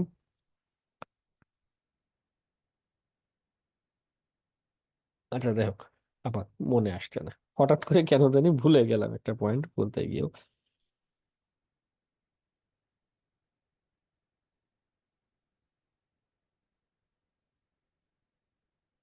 ও, একটা ভালো পয়েন্ট, সেটা হচ্ছে গিয়ে মার্কেট প্লেসের বাইরে থেকে কিভাবে ক্লায়েন্ট বেশি নেওয়া যায়, এটা ট্রাই করবেন।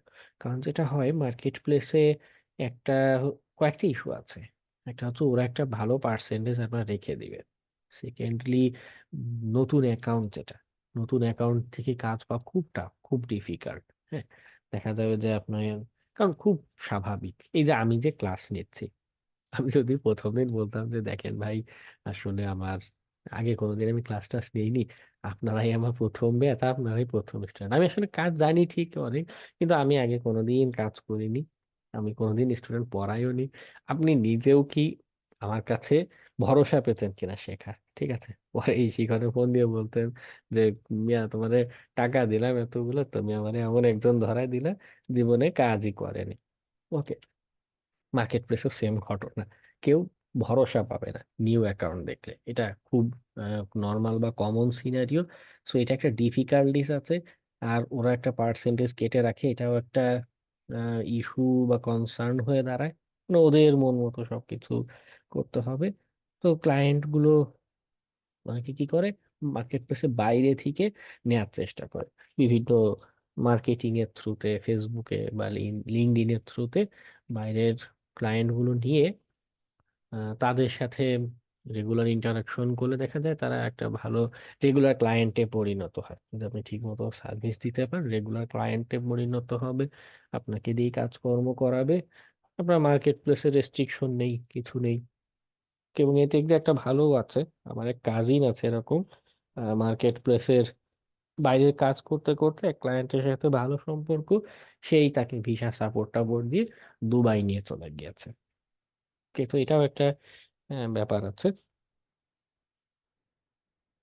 তবে যা তো যাই করুন, আপনার টেকনিক্যাল এক্সপিরিয়েন্স, টেকনিক্যাল স্কিল যদি কম থাকে, আপনি ক্লায়েন্টকে স্যাটিসফাই করতে পারবেন না, বা অধিকাংশ সময় তার রিকোয়ারমেন্টই বুঝে উঠতে পারবেন না কি চাচ্ছে সে আসলে। হ্যাঁ, এই যে এত ফান্ডামেন্টাল মডিউলে এত এত জিনিস পড়াই ক্লাসে, কেন আগে এত কিছু বোঝাই? কারণ এই যে একটা টেকনিক্যাল জিনিস অ্যাপ্লাই করবেন, এই এই আইডিয়াই যদি না থাকে কেন হচ্ছে, কিভাবে হচ্ছে, স্কিলটা যদি গ্রো না হয়, আপনি কিন্তু ক্লায়েন্টের কথাই বুঝে উঠতে পারবেন না। ওকে। এবং জি যদি স্যার। ভালো সার্ভিস না দেন, তো অবভিয়াসলি আপনি তাকে একটা পার্মানেন্ট কাস্টমার হিসেবে বানাতে পারবেন না। ওকে। স্যার এক্ষেত্রে যে ট্রেডিং এর যে সার্টিফিকেট গুলো স্যার, এইগুলো কতটুকু মানে প্রভাব করে? বাংলাদেশের ট্রেনিং না স্যার, ওই যে বাইরের যে ওই যে ইউরোপীয় ইউনিয়নের যে ট্রেনিং গুলো আছে বা আদারওয়াইজ যে ট্রেনিং গুলো আছে, এগুলো এগুলো খুব কতটুকু? খুব খুব করবে। যেমন এই যে সিএইচ এর নাম বারবার বলছি, বা এরকম আরো কিছু সার্টিফিকেশন আছে। এগুলো ইউএস এর ডিপার্টমেন্ট অফ ডিফেন্স, যেটা ওদের প্রতিরক্ষা মন্ত্রণালয় যেটা আছে, বা মিনিস্ট্রি না, ডিপার্টমেন্ট অফ ডিফেন্স, যেটা বাংলা আমি জানি না এটা কি, যাই হোক ডিপার্টমেন্ট অফ ডিফেন্স থেকে সনদপ্রাপ্ত, বা তারা এটাকে স্ট্যান্ডার্ড হিসেবে বিবেচনা করে। ইউএস ওয়ার্ল্ডের সবচেয়ে ক্ষমতাধর কান্ট্রি, তারা একটা জিনিসকে যখন স্ট্যান্ডার্ড বলছে, ওয়ার্ল্ড ওয়াইড এটা একটা ভ্যালু পায়, তখন সবাই এটাকে ট্রাস্ট করে। এরকম আরো কিছু সার্টিফিকেট আছে, যেমন পেন টেস্ট প্লাস আছে, মাইল টু এর সিপিটিই আছে। হ্যাঁ। তারপর সিকিউরিটি প্লাস আছে। এগুলো আরো কিছু আছে, যেমন আনসি স্ট্যান্ডার্ড বলে। একটা তো ডিপার্টমেন্ট অফ ডিফেন্স একটা সনদ দিচ্ছে, আর একটা হচ্ছে আনসি স্ট্যান্ডার্ড, মানে ওয়ার্ল্ড ওয়াইড। এই যে আমরা কি বলে, যে বাটখারা দেখি না, এখন তো সব ডিজিটাল স্কেলে মাপে। মানে এক্সাম্পলটা বোঝাই, কি হয়, এই যে বাটখারায় একটা বাটখারা কেন 1 কেজি হবে, বা 1 কেজি মানে কতটুক হবে, এগুলো কিন্তু যে কেউ বললেই হয় না। ইন্টারন্যাশনাল কিছু প্রতিষ্ঠান আছে, তারা এরকম স্ট্যান্ডার্ড নির্ধারিত করে দেয় যে 1 কেজি মানে এতখানি হতে হবে, এত ওজনই হতে হবে। আনসি হচ্ছে এই ধরনের, এই লেভেলের একটা প্রতিষ্ঠান, স্ট্যান্ডার্ড নির্ধারণের। তো সেখান থেকেও এ সকল সার্টিফিকেশন রিকগনিশন পায়, বা তার স্ট্যান্ডার্ড হিসেবে তারা ঘোষণা দেয়। তো যার কারণে আন্তর্জাতিকভাবে এগুলোর খুব ভ্যালু বেড়ে যায়। যারা এইটার রিক্রুটার আছে, তারা এই সকল সার্টিফিকেট দেখলে একটা ভরসা পায় যে না, এই লোকটা এই সার্টিফিকেট নিয়েছে, তার মানে এই ধরনের কাজ করার দক্ষতা তার আছে, এই লেভেলে সে আসলেই যেতে পেরেছে, তো আমরা তাকে হায়ার করতে পারি। জি স্যার। ঠিক আছে স্যার, ধন্যবাদ। স্যার, জব পাওয়ার থেকে হচ্ছে মার্কেট প্লেসে কাজ করে এটা বেশি ইজিয়ার না, না হচ্ছে পাওয়ার ক্ষেত্রে, কাজ পাওয়ার ক্ষেত্রে? এক্ষেত্রে দুই ধরনের মতবাদই আছে। কেউ কেউ বলে যে মার্কেট প্লেসটা বেটার, কেউ কেউ বলে জব। আমার ক্ষেত্রে যেটা মনে হয়, এটা আমার ব্যক্তিগত অবজারভেশন, আপনাদের ভিন্ন হতে পারে, আমার মনে হয় যে মার্কেট প্লেসের চেয়ে আহ, কি বলে, কর্পোরেট জবগুলো একদিক দিয়ে ভালো, যে আমার একটা জিনিসটা, আমার সার্টেন অ্যামাউন্টের একটা টাকা মাস শেষে আমার কাছে আসবে। যদি এটা অনেক কম, মার্কেট প্লেসে কাজ করলে যেটা দেখা যায় যে 1 মাসে যা ইনকাম হবে এটা দিয়ে দেখা যায় 6 মাস 1 বছর আপনার কাজ না করলেও চলে, কিন্তু আনসার্টেন যদি পরের মাসে ক্লায়েন্ট না পাই। তো এই জায়গার দিক দিয়ে কারো কেউ কেউ এই চ্যালেঞ্জটা নিয়ে দেখা যাচ্ছে মার্কেট প্লেসেই লেগে থাকে, কেউ কেউ এই চ্যালেঞ্জ হচ্ছে আমার মাসে অল্প করে টাকা আসুক কিন্তু রেগুলার আসুক, মানে এই মতবাদে বিশ্বাসী। ওকে। হ্যাঁ হ্যাঁ, আমি অনেক কথা বলেছি, আমার নিজেরই এখন কি বলে মুখের মাসলে ব্যথা হচ্ছে। আমরা ক্লাস টপিকে যাই। না, 1 মিনিট বিরতি দিই, আমার একটু রেস্ট দরকার।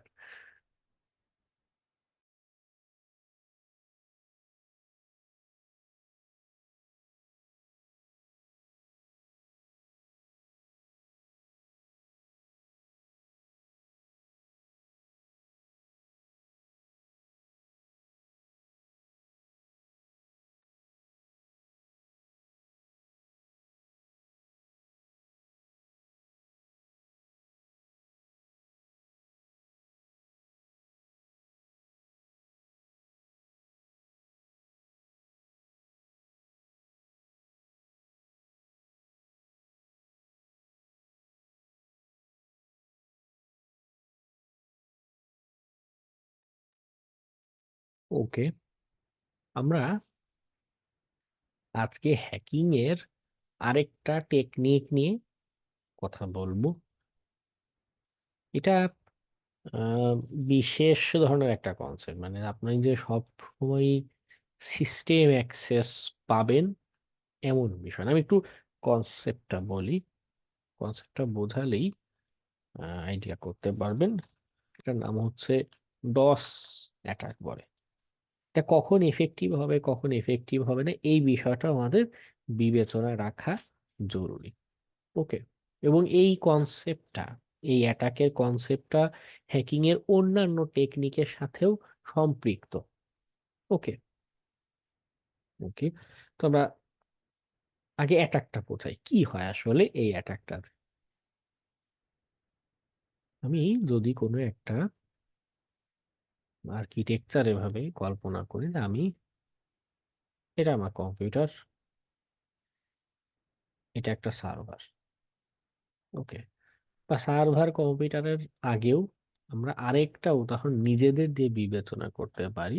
সেটা কেমন, যে আমি একটা মানুষ, আমার কয়টা কান আছে এটা নিশ্চয়ই বলার দরকার নেই, আমাদের সবারই 2টা কান আছে। ওকে, কারো যদি কম বেশি থাকে সেটা তার ব্যক্তিগত ব্যাপার। তো যেটা হচ্ছে, আমার তো কান 2টা, হাতও 2টা। এখন আমি একসাথে কয়টা ফোন রিসিভ করতে পারবো?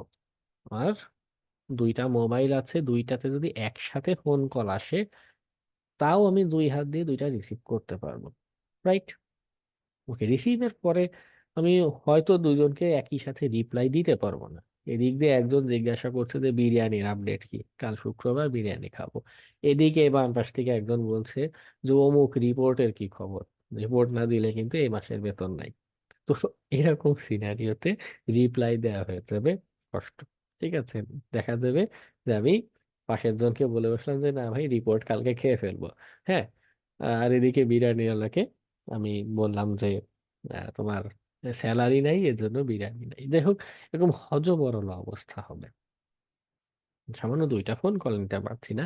এখন যদি এমন হয় আমার সামনে 5-7টা মোবাইল রেখে সবগুলো একসাথে ফোন কল দেয়া হলো এবং বলা হলো যে সবগুলো রিসিভ করতে হবে, রিসিভও করার দরকার নেই, ফোনের রিংটোন শুনেই মানুষ পাগল হয়ে যাবে, এটা একটা অত্যাচারের পর্যায়ে চলে যাবে। তো ঘটনা যেটা হচ্ছে, যে আমাদের একটা ক্যাপাসিটি আছে, এর বেশি দিলে আমরা নিতে পারি না, এবং যেই লেভেলে নিতে পারি না তার চেয়েও বেশি যদি আমাদের দেয়া হয়, আমাদের ব্রেইনই আর কাজ করে না, আমরা ফ্রিজ হয়ে যাব অথবা কাজ ফেলে পালাতে হবে। কম্পিউটার গুলো যে না, তারও এরকম একটা ক্যাপাসিটি থাকে, সে এর বেশি লোড নিতে পারে না। হতে পারে আপনার খুব শক্তিশালী কম্পিউটার, মনে করুন র্যামই হচ্ছে 1 টেরাবাইট র্যাম, বিশাল শক্তিশালী কম্পিউটার, তারও একটা ক্যাপাসিটি আছে। তারও দেখা যাচ্ছে যে আপনি 1 টেরাবাইট র্যাম, তাকে যদি 3 টেরাবাইট বা 4 টেরাবাইটের ব্যান্ডউইথ ইন্টারনেট কানেকশন একবারে তার সাথে করতে চান, সে হয়তো সেটা নিতে পারবে না। ওকে, কি হয়, ডস এটাকে কনসেপ্টটা হলো এরকম যে আমাদের যে কম্পিউটার গুলো আছে, এখানে মনে করুন কোনো একটা সার্ভিস রান হচ্ছে, বা কোনো একটা পোর্ট ওপেন আছে, সাপোজ কিছু একটা এখানে রান হচ্ছে। আমার কম্পিউটার থেকে আমি কি করলাম, তাকে এত পরিমাণ রিকোয়েস্ট পাঠালাম, আমার একটা কম্পিউটার থেকে এরকম 10,000 রিকোয়েস্ট আমি তাকে একসাথে পাঠাচ্ছি কন্টিনিউয়াসলি। এরকম বেশি করে রিকোয়েস্ট পাঠানোর ফলে যেটা হয় যে সে ফ্রিজ হয়ে যায়, সে আর নিতে পারে না। তার ক্যাপাসিটি হচ্ছে 100, সর্বোচ্চ 100টা রিকোয়েস্ট একসাথে সে হ্যান্ডেল করতে পারে বা নিতে পারে, না আরো বেশি দিলে সে নিতে পারে না। ডসের কনসেপ্ট এখানে আরেকটা কনসেপ্ট সাথে সম্পৃক্ত, সেটা হচ্ছে ডি ডস। ডস আর ডিডসের পার্থক্য হলো, ডসের ফুল মিনিংটা দ্বারা denial of service attack, deeds হচ্ছে ডিস্ট্রিবিউটেড অ্যাটাক। এখানে কি হয়, এখানে মনে করুন পুরো ওয়ার্ল্ড ওয়াইড, এই যে আমরা ম্যালওয়্যার ক্লাসে বললাম যে আমাদের ম্যালওয়্যার স্প্রেড করে হ্যাকার একটা কানেকশন করছে, মনে করুন ওয়ার্ল্ডে বিভিন্ন কম্পিউটারে এরকম ম্যালওয়্যার স্প্রেড করেছে, 1 লক্ষ কম্পিউটারে মনে করুন ম্যালওয়্যার স্প্রেড করেছে। সেই ম্যালওয়্যারের কি কাজ, হ্যাকারের ইনস্ট্রাকশন পাওয়ার সাথে সাথে এই সার্ভারে সবাই মিলে একসাথে অ্যাটাক শুরু করবে। ওকে, এটা হচ্ছে ডিডস এর concept, world wide distributed network. তারা সবাই মিলে একসাথে আমাদের আক্রমণ করছে।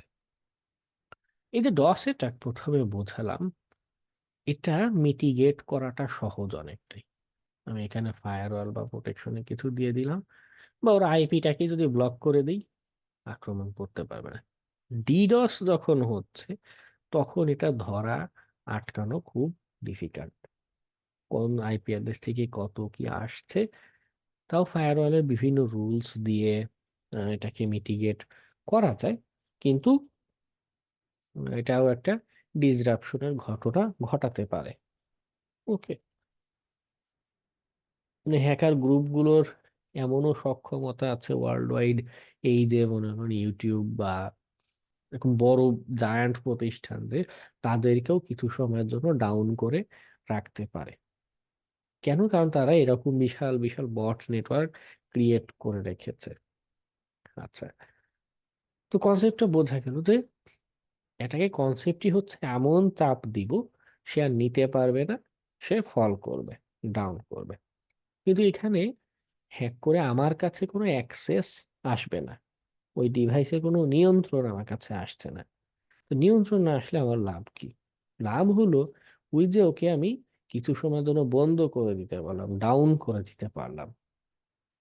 মনে করুন এই ফেসবুকের কথাই যদি আমরা ভাবি, ফেসবুকের বেশি কিছু না, বাংলাদেশের এখান থেকে যে সার্ভারটা আছে, সাপোজ শুধু বাংলাদেশের সার্ভারটাও যদি আপনি একদিনও না, আপনি 30 মিনিটের জন্য বন্ধ করে রাখেন, দেখেছেন না কালকে না পরশু দিনে তো হলো, মানুষ কিভাবে প্যানিকড হয়ে যায়, হ্যাঁ, যেন কি বলে মাথার উপরে বজ্রপাত হয়েছে, এই টাইপের প্যানিক। সবাই সবাইকে ফোন দেওয়া শুরু করেছে, তো ঘটনা কি, হ্যাক করলি নাকি আমার অ্যাকাউন্ট? হ্যাঁ, তো এই টাইপের ঘটনা শুরু হয়।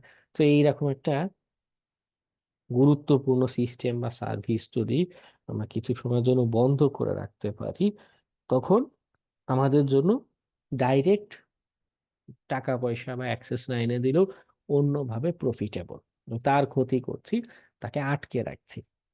এই জন্য ডস অ্যাটাক বা ডিডস অ্যাটাক গুলো দেয়া হয়ে থাকে।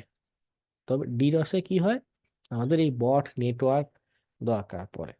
বট নেটওয়ার্কটা কিভাবে হয়, হ্যাকাররা নিজেদের বিভিন্ন ম্যালওয়্যার স্প্রেড করে সেইটা হ্যাকাররা কন্ট্রোলে রাখে, এগুলোকেও মনিটর করে কন্ট্রোল রাখে। কারণ এখানে তো হ্যাকারের কম্পিউটার থেকে ইনস্ট্রাকশন দেওয়া লাগবে যে তোমরা অ্যাক্টিভ হও, তোমরা অমুক নেটওয়ার্কে আক্রমণ করো। তো এখানে এই বট তৈরি করাটা একটা ডিফিকাল্টিস, কারণ আপনি চাইলেই একদিনে ঘরে বসে এরকম একটা বট নেটওয়ার্ক, ওয়ার্ল্ড ওয়াইড একটা নেটওয়ার্ক ক্রিয়েট করতে পারবেন না, মেল রেসপেক্ট করতে হবে। এবং এখানেও হ্যাকাররা পিছিয়ে নেই, তারা কি বলে বট এরকম নেটওয়ার্ককে সার্ভিস হিসেবে সেল করে।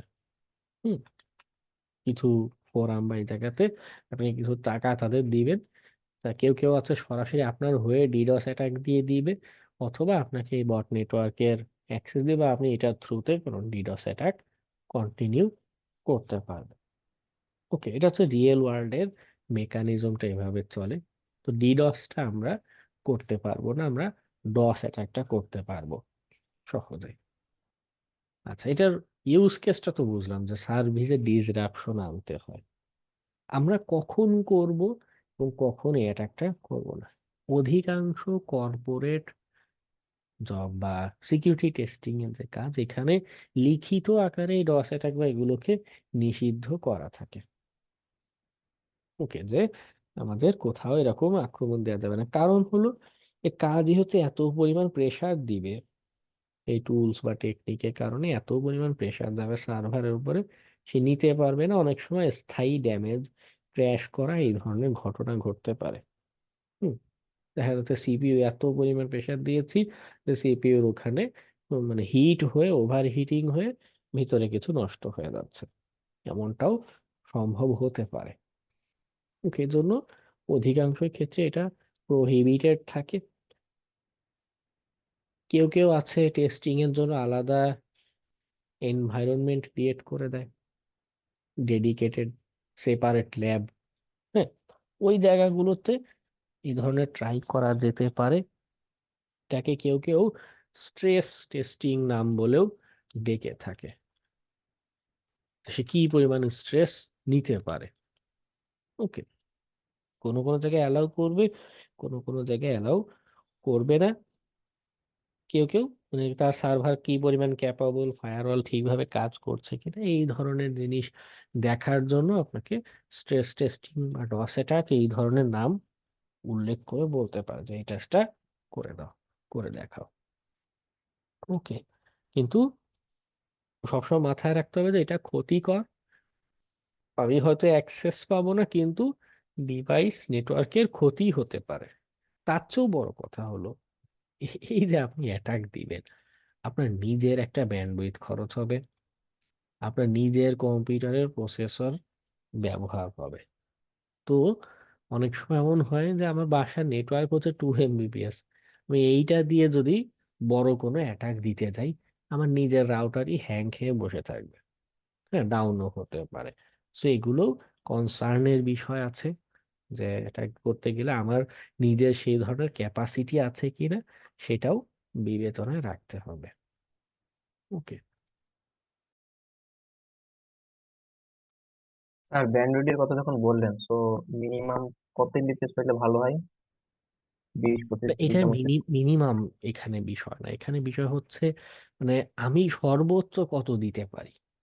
স্কাই ইজ দ্য লিমিট, এই টাইপের মোটিভেশনাল কথা বলতে হয়। তো কারণ আমার যত বেশি প্রেশার দেবো, কারণ এর যে ক্যাপাসিটি কত বাইরে থেকে কি আমরা জানি? হতে পারে এর ক্যাপাসিটি হচ্ছে 10,000, আসলে সে 10,000 বা 1 লক্ষ রিকোয়েস্ট দিলেও সে আসলে হ্যান্ডেল করতে পারে, বড় সার্ভার। তা আমি এখান থেকে এরকম 500-1000 রিকোয়েস্ট পাঠিয়ে কিছুই পাল্টাবে না। তো যত বেশি দিতে পারবো তত তাকে আমি আহ, সম্ভাবনা বাড়বে তার ডিসরাপশনের। ওকে,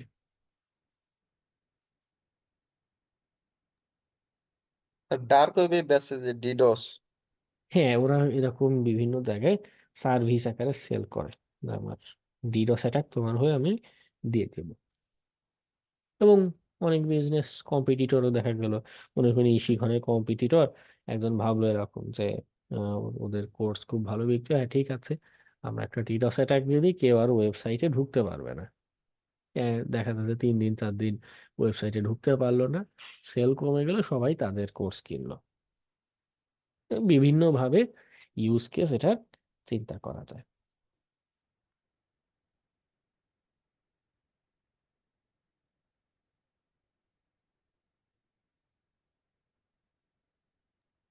স্যার এই অ্যাটাক গুলো কি ল্যাবে প্র্যাকটিস করা যায়? হ্যাঁ হ্যাঁ, আমি দেখাচ্ছি না।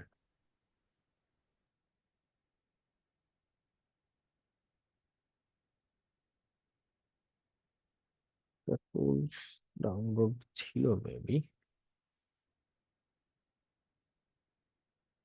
না নেই।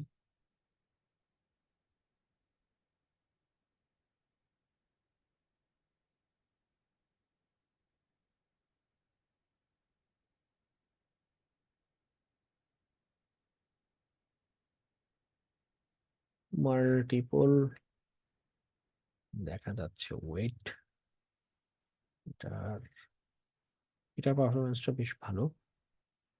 এটা গো ল্যাঙ্গুয়েজে করেছে, আমরা গো ল্যাঙ্গুয়েজেরটাকে দেখতে পারি। হ্যাঁ, এটা ইউজেসটা সুন্দর। গো ল্যাঙ্গুয়েজ সেট আপ লাগবে, এটা ডাউনলোড করে নিই। গো ল্যাঙ্গুয়েজটা কেন যাচ্ছে, কারণ গো ল্যাঙ্গুয়েজ হচ্ছে কি অনেকটা সি ল্যাঙ্গুয়েজ বা সি ভাষার মতো সিস্টেম লেভেলে অপারেট করতে পারে। তো সিস্টেম লেভেলে অপারেট করলে যেটা হয়, মেমোরি ম্যানেজমেন্ট বা ব্যান্ডউইথ এই জায়গাগুলোতে কার্নেলে খুব ভালো অপারেট করতে পারে, পারফরমেন্সটা খুব ভালো হয়। ওকে, যার কারণে এটা দিচ্ছি। আর একটা পাইথন এডিশনটাও আছে। পাইথন এডিশনটা তো সহজ, জাস্ট ডাউনলোড করবেন, লিখে আনবেন। গো ল্যাঙ্গুয়েজ এটা ট্রাই করি। হ্যাঁ, মাত্র 6 মাস আগে যেহেতু আপডেট এসেছে, আমরা একে একটা ট্রাই করে দেখি কি অবস্থা। গেট ক্লোন ডসার হয়ে গেল। গো ফাইলটা রয়েছে গো ল্যাঙ্গুয়েজে লেখা। আমার কি কি লাগবে, গো বিল্ড ডসার ডট গো, এটা বিল্ড করে নেব। Open in terminal. Go set up আছে কিনা দেখতে হবে। অ্যারোতে সেট আপ আছে, এই যে ডসার। ডসার এরপরে কমান্ড হচ্ছে 900 নিয়ে কতগুলো থ্রেডস দিতে চাচ্ছি। থ্রেডস জিনিসটা হলো আমার কম্পিউটার যে প্রসেস চলবে তার বা তার ইন্টারনাল একটা একক মতো, সহজভাবে বুঝে নেন যে কি পরিমাণ অপারেশন রান করবে সেটার একটা। Do not really attack my website please. সে যেহেতু রিকোয়েস্ট করেছে, আমরা অ্যাটাক দিব না। হাইফেন জি হচ্ছে, এখানে কয়েকটা অপশন সাপোর্ট করে। আমরা গেট রিকোয়েস্ট দিয়ে পাঠাতে পারি, পোস্ট রিকোয়েস্ট পাঠাতে পারি। আমরা গেট রিকোয়েস্ট যদি দেই কেমন হবে, আমাদের সার্ভার গো কতগুলো থ্রেডস দিতে চাই, আমি 10 থ্রেড দিই। হ্যাঁ, না হলে যেটা হয় আমি নিজেই ক্লাস থেকে ডিসকানেক্ট হয়ে যাই এই টাইপের টুলস রান করলে। আর হাইফেন জি দিয়ে বললাম গেট রিকোয়েস্ট, এরপরে সিঙ্গেল কোটেশনের ভিতরে সে হচ্ছে টার্গেট অ্যাড্রেস দিয়ে রেখেছে। ওকে, তো আমরা কোথায় দিতে পারি, এ, একটা সাইট আছে, এটা যদিও এটা টেস্টিং এর সাইট না।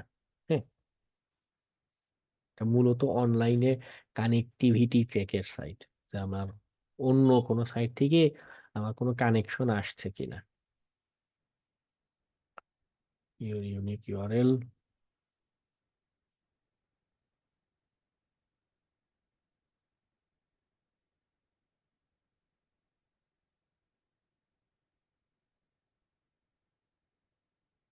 এটা আমার কপি লিঙ্ক, এটা হচ্ছে একটা ওয়েবের অ্যাড্রেস দিয়েছে আমাকে। ওকে, মানে আমি যে জন্য এটা দিচ্ছি, যে আমি ডসার দিয়ে যদি রিকোয়েস্ট দেই সত্যি সত্যি এটা ওয়েবে যাচ্ছে কিনা, বা যাকে রিকোয়েস্ট দিতে বলছি তার কাছে যাচ্ছে কিনা।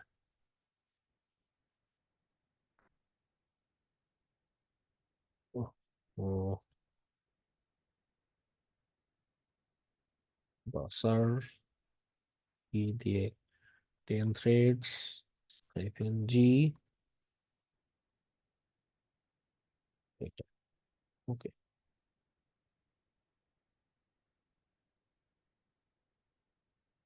হ্যাঁ, এই দেখুন সত্যি সত্যি এখানে 10টা রিকোয়েস্ট চলে এসেছে। আমার রিকোয়েস্ট যেখান থেকে গিয়েছে সেটা শো করছে। ওকে, সো এখানে যদি আমি টি আরো বাড়িয়ে দিই, আরো দিয়ে রান করে দিই, সে এরকম রিকোয়েস্ট পাঠাতে থাকবে। আমি এখানে আরো বেশি দিলে আরো এইচটিটিপি এরকম রিকোয়েস্ট পাঠাতে থাকবে। ওকে, সো এই ওয়েতে আমরা ডস অ্যাটাক পারফর্ম করতে পারি। আর ডসার ডট পাই যেটা ছিল আগের, সো একই পাইথনে লেখা, এবং এটার লাস্ট কোনো আপডেট নেই। তো মেবি এটা পাইথন 2-তে কাজ করবে, তখন আরেকটা ইস্যু হবে। দরকার নেই, আমরা ডসার ডট গো যেটা আছে একে ব্যবহার করতে পারি। ওকে, আর কেউ কিছু বিল্ড করেছে? না, তো আপনি কি করতে পারেন, আপনার যদি টার্গেট থাকে, টার্গেট ওয়েব ইউআরএল সামথিং, সেখানে দিলে আপনার ডস অ্যাটাকটা হবে। প্রোটোকল লেভেলেও কিছু ডস অ্যাটাক আমরা দিতে পারি। আহ, ওটা আমরা আরো সিস্টেম হ্যাকিং এর যখন ক্লাস করবো, আরো এক দুইটা টুলস এর সাথে আপনাদের আরো পরিচয় করাতে হবে। এরপরে আহ, ওই ডস অ্যাটাকটা দেখালে, মানে ওই ওই টুলস এর সাথে রিলেটেড, ওকে, ডসার.গো দিয়ে ট্রাই করতে পারেন। আরো কিছু আছে, সেটা সিস্টেম হ্যাকিং এ আরো দেখবো আমরা। ওকে, তবে অবশ্যই খেয়াল রাখতে হবে যে আমার কোথায় আক্রমণ করছি, সিস্টেমের অ্যাক্সেস আসবে না, এবং ইস্যু যদি হয় সেটার অনুমতি বা হ্যান্ডেল কিছু আমার আওতায় আছে কিনা, অনুমতি আছে কিনা, অথবা ক্র্যাশ করলে আমি হ্যান্ডেল করতে পারবো কিনা। ওকে, আবার সব ওয়েবসাইটে ডাউন হবে এমনও না। অনেক ওয়েবসাইট আছে এখন একটা জিনিস ব্যবহার করে, যে ক্লাউড লেয়ার ডিডস প্রোটেকশন, এই জিনিসটা ব্যবহার করে। খুব বেশি টাকা পয়সা লাগে না, তো অল্প কিছু টাকা দিলেই এটা একটা সলিউশন দেয়। তো ওরা এত পরিমাণ, মানে পুরো বাংলাদেশের টোটাল ব্যান্ডউইথ যেটা, এই পুরোটা ধরেও যদি, মানে পুরো বাংলাদেশের সব নেটওয়ার্ক ধরে সবাই যদি একসাথে ডস আক্রমণ করে, সেখানে ক্লাউড ফ্লেয়ারের প্রোটেকশন দেয়া, তো সেটাতেও দেখা যাবে যে ওয়েবসাইটে কিছু হবে না। কারণ ওয়েবসাইটের আগে ওদের মেকানিজমটা হচ্ছে অনেকটা এরকম। এই যে ওয়েব অ্যাপ্লিকেশন, তার আগে হচ্ছে ক্লাউডফ্লেয়ারের ওদের নেটওয়ার্ক ঘুরে তারপরে ওয়েবে আপনার রিকোয়েস্টটা যাবে। তো ওই সিনারিওতে ওর কাছে যখন সব রিকোয়েস্ট আসছে, ও এটাকে মিটিগেট করে দিচ্ছে, ওয়েব সার্ভার পর্যন্ত যেতে দিচ্ছে না। তো এরকম প্রোটেকশন পাবলিক ফেসিং অনেক ওয়েবসাইটে এখন আছে। এটা দিয়ে খুব বেশি আক্রান্ত বা ডাউন করার সম্ভাবনা কম। এবং যেহেতু এই ডসার.গোটা আপনি নিজের পিসি থেকে রান করছেন, ওকে, তো এই ক্ষেত্রে আইপি অ্যাড্রেস লগে কিন্তু আপনার আইপি অ্যাড্রেসটা থেকে যাবে। ফরেনসিক অ্যানালাইসিস করলে ওই প্রান্তে যাকে আক্রমণ করেছেন সে আপনার অ্যাড্রেসটা খুঁজে পেয়ে যাবে। ভাবতে পারেন যে টর নেটওয়ার্ক দিয়ে আমি করব, অসুবিধা কি, আমাকে খুঁজে পাবে না। টরে ওই যে 3টা কম্পিউটার ঘুরে যে কমিউনিকেশন হচ্ছে, ওতেই তো আপনার রিকোয়েস্ট হয়ে যাবে স্লো। এবং স্লো ডসের মেইন কনসেপ্টটাই হচ্ছে যে খুব দ্রুত অল্প সময়ে অনেক বেশি রিকোয়েস্ট পাঠাবো। ওকে, তো ওই মেকানিজমটা আপনার ফুলফিল হবে না টর দিয়ে করতে গেলে। টর তো স্লো, ঘুরে ঘুরে যাবে, ওয়েবের উপরে তেমন একটা চাপ পড়বে না। ওকে,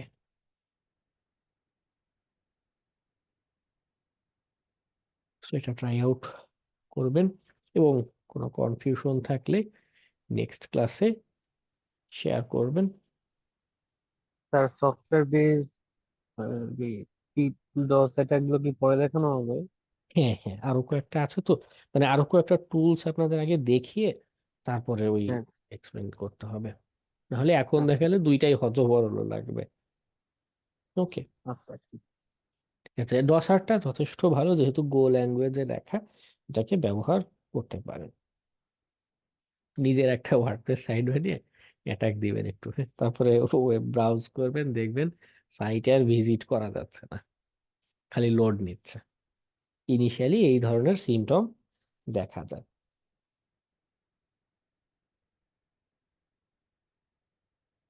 স্যার ল্যাবে কবে থেকে প্র্যাকটিস করা শেখাবেন? আপনাদের নেক্সট ক্লাস থেকে হচ্ছে নেটওয়ার্ক অ্যান্ড সিস্টেম হ্যাকিং এর যে মডিউলটা আছে ওটা শুরু করব। ওটার সেকেন্ড ক্লাসেই আগে ল্যাব এনভায়রনমেন্টের আরো কিছু কনসেপ্ট আপনাদের সাথে শেয়ার করব। তখন থেকে আহ, কি বলে, ভালো একটা আইডিয়া পাবেন কিভাবে ল্যাবে কিভাবে কি সলভ করা যায়। ওকে, স্যার আগামীকালকে কি ক্লাস হবে? না, শুক্রবার তো আপনাদের কয়েকজনের নাকি অসুবিধা হয়, এজন্য বাদ দিয়েছি।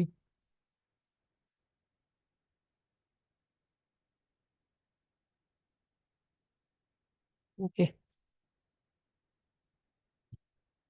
ঠিক আছে, আজকে তাহলে আমাদের আলোচনা এই পর্যন্তই। সবাইকে শুভরাত্রি। আসসালামু আলাইকুম। আসসালামু আলাইকুম।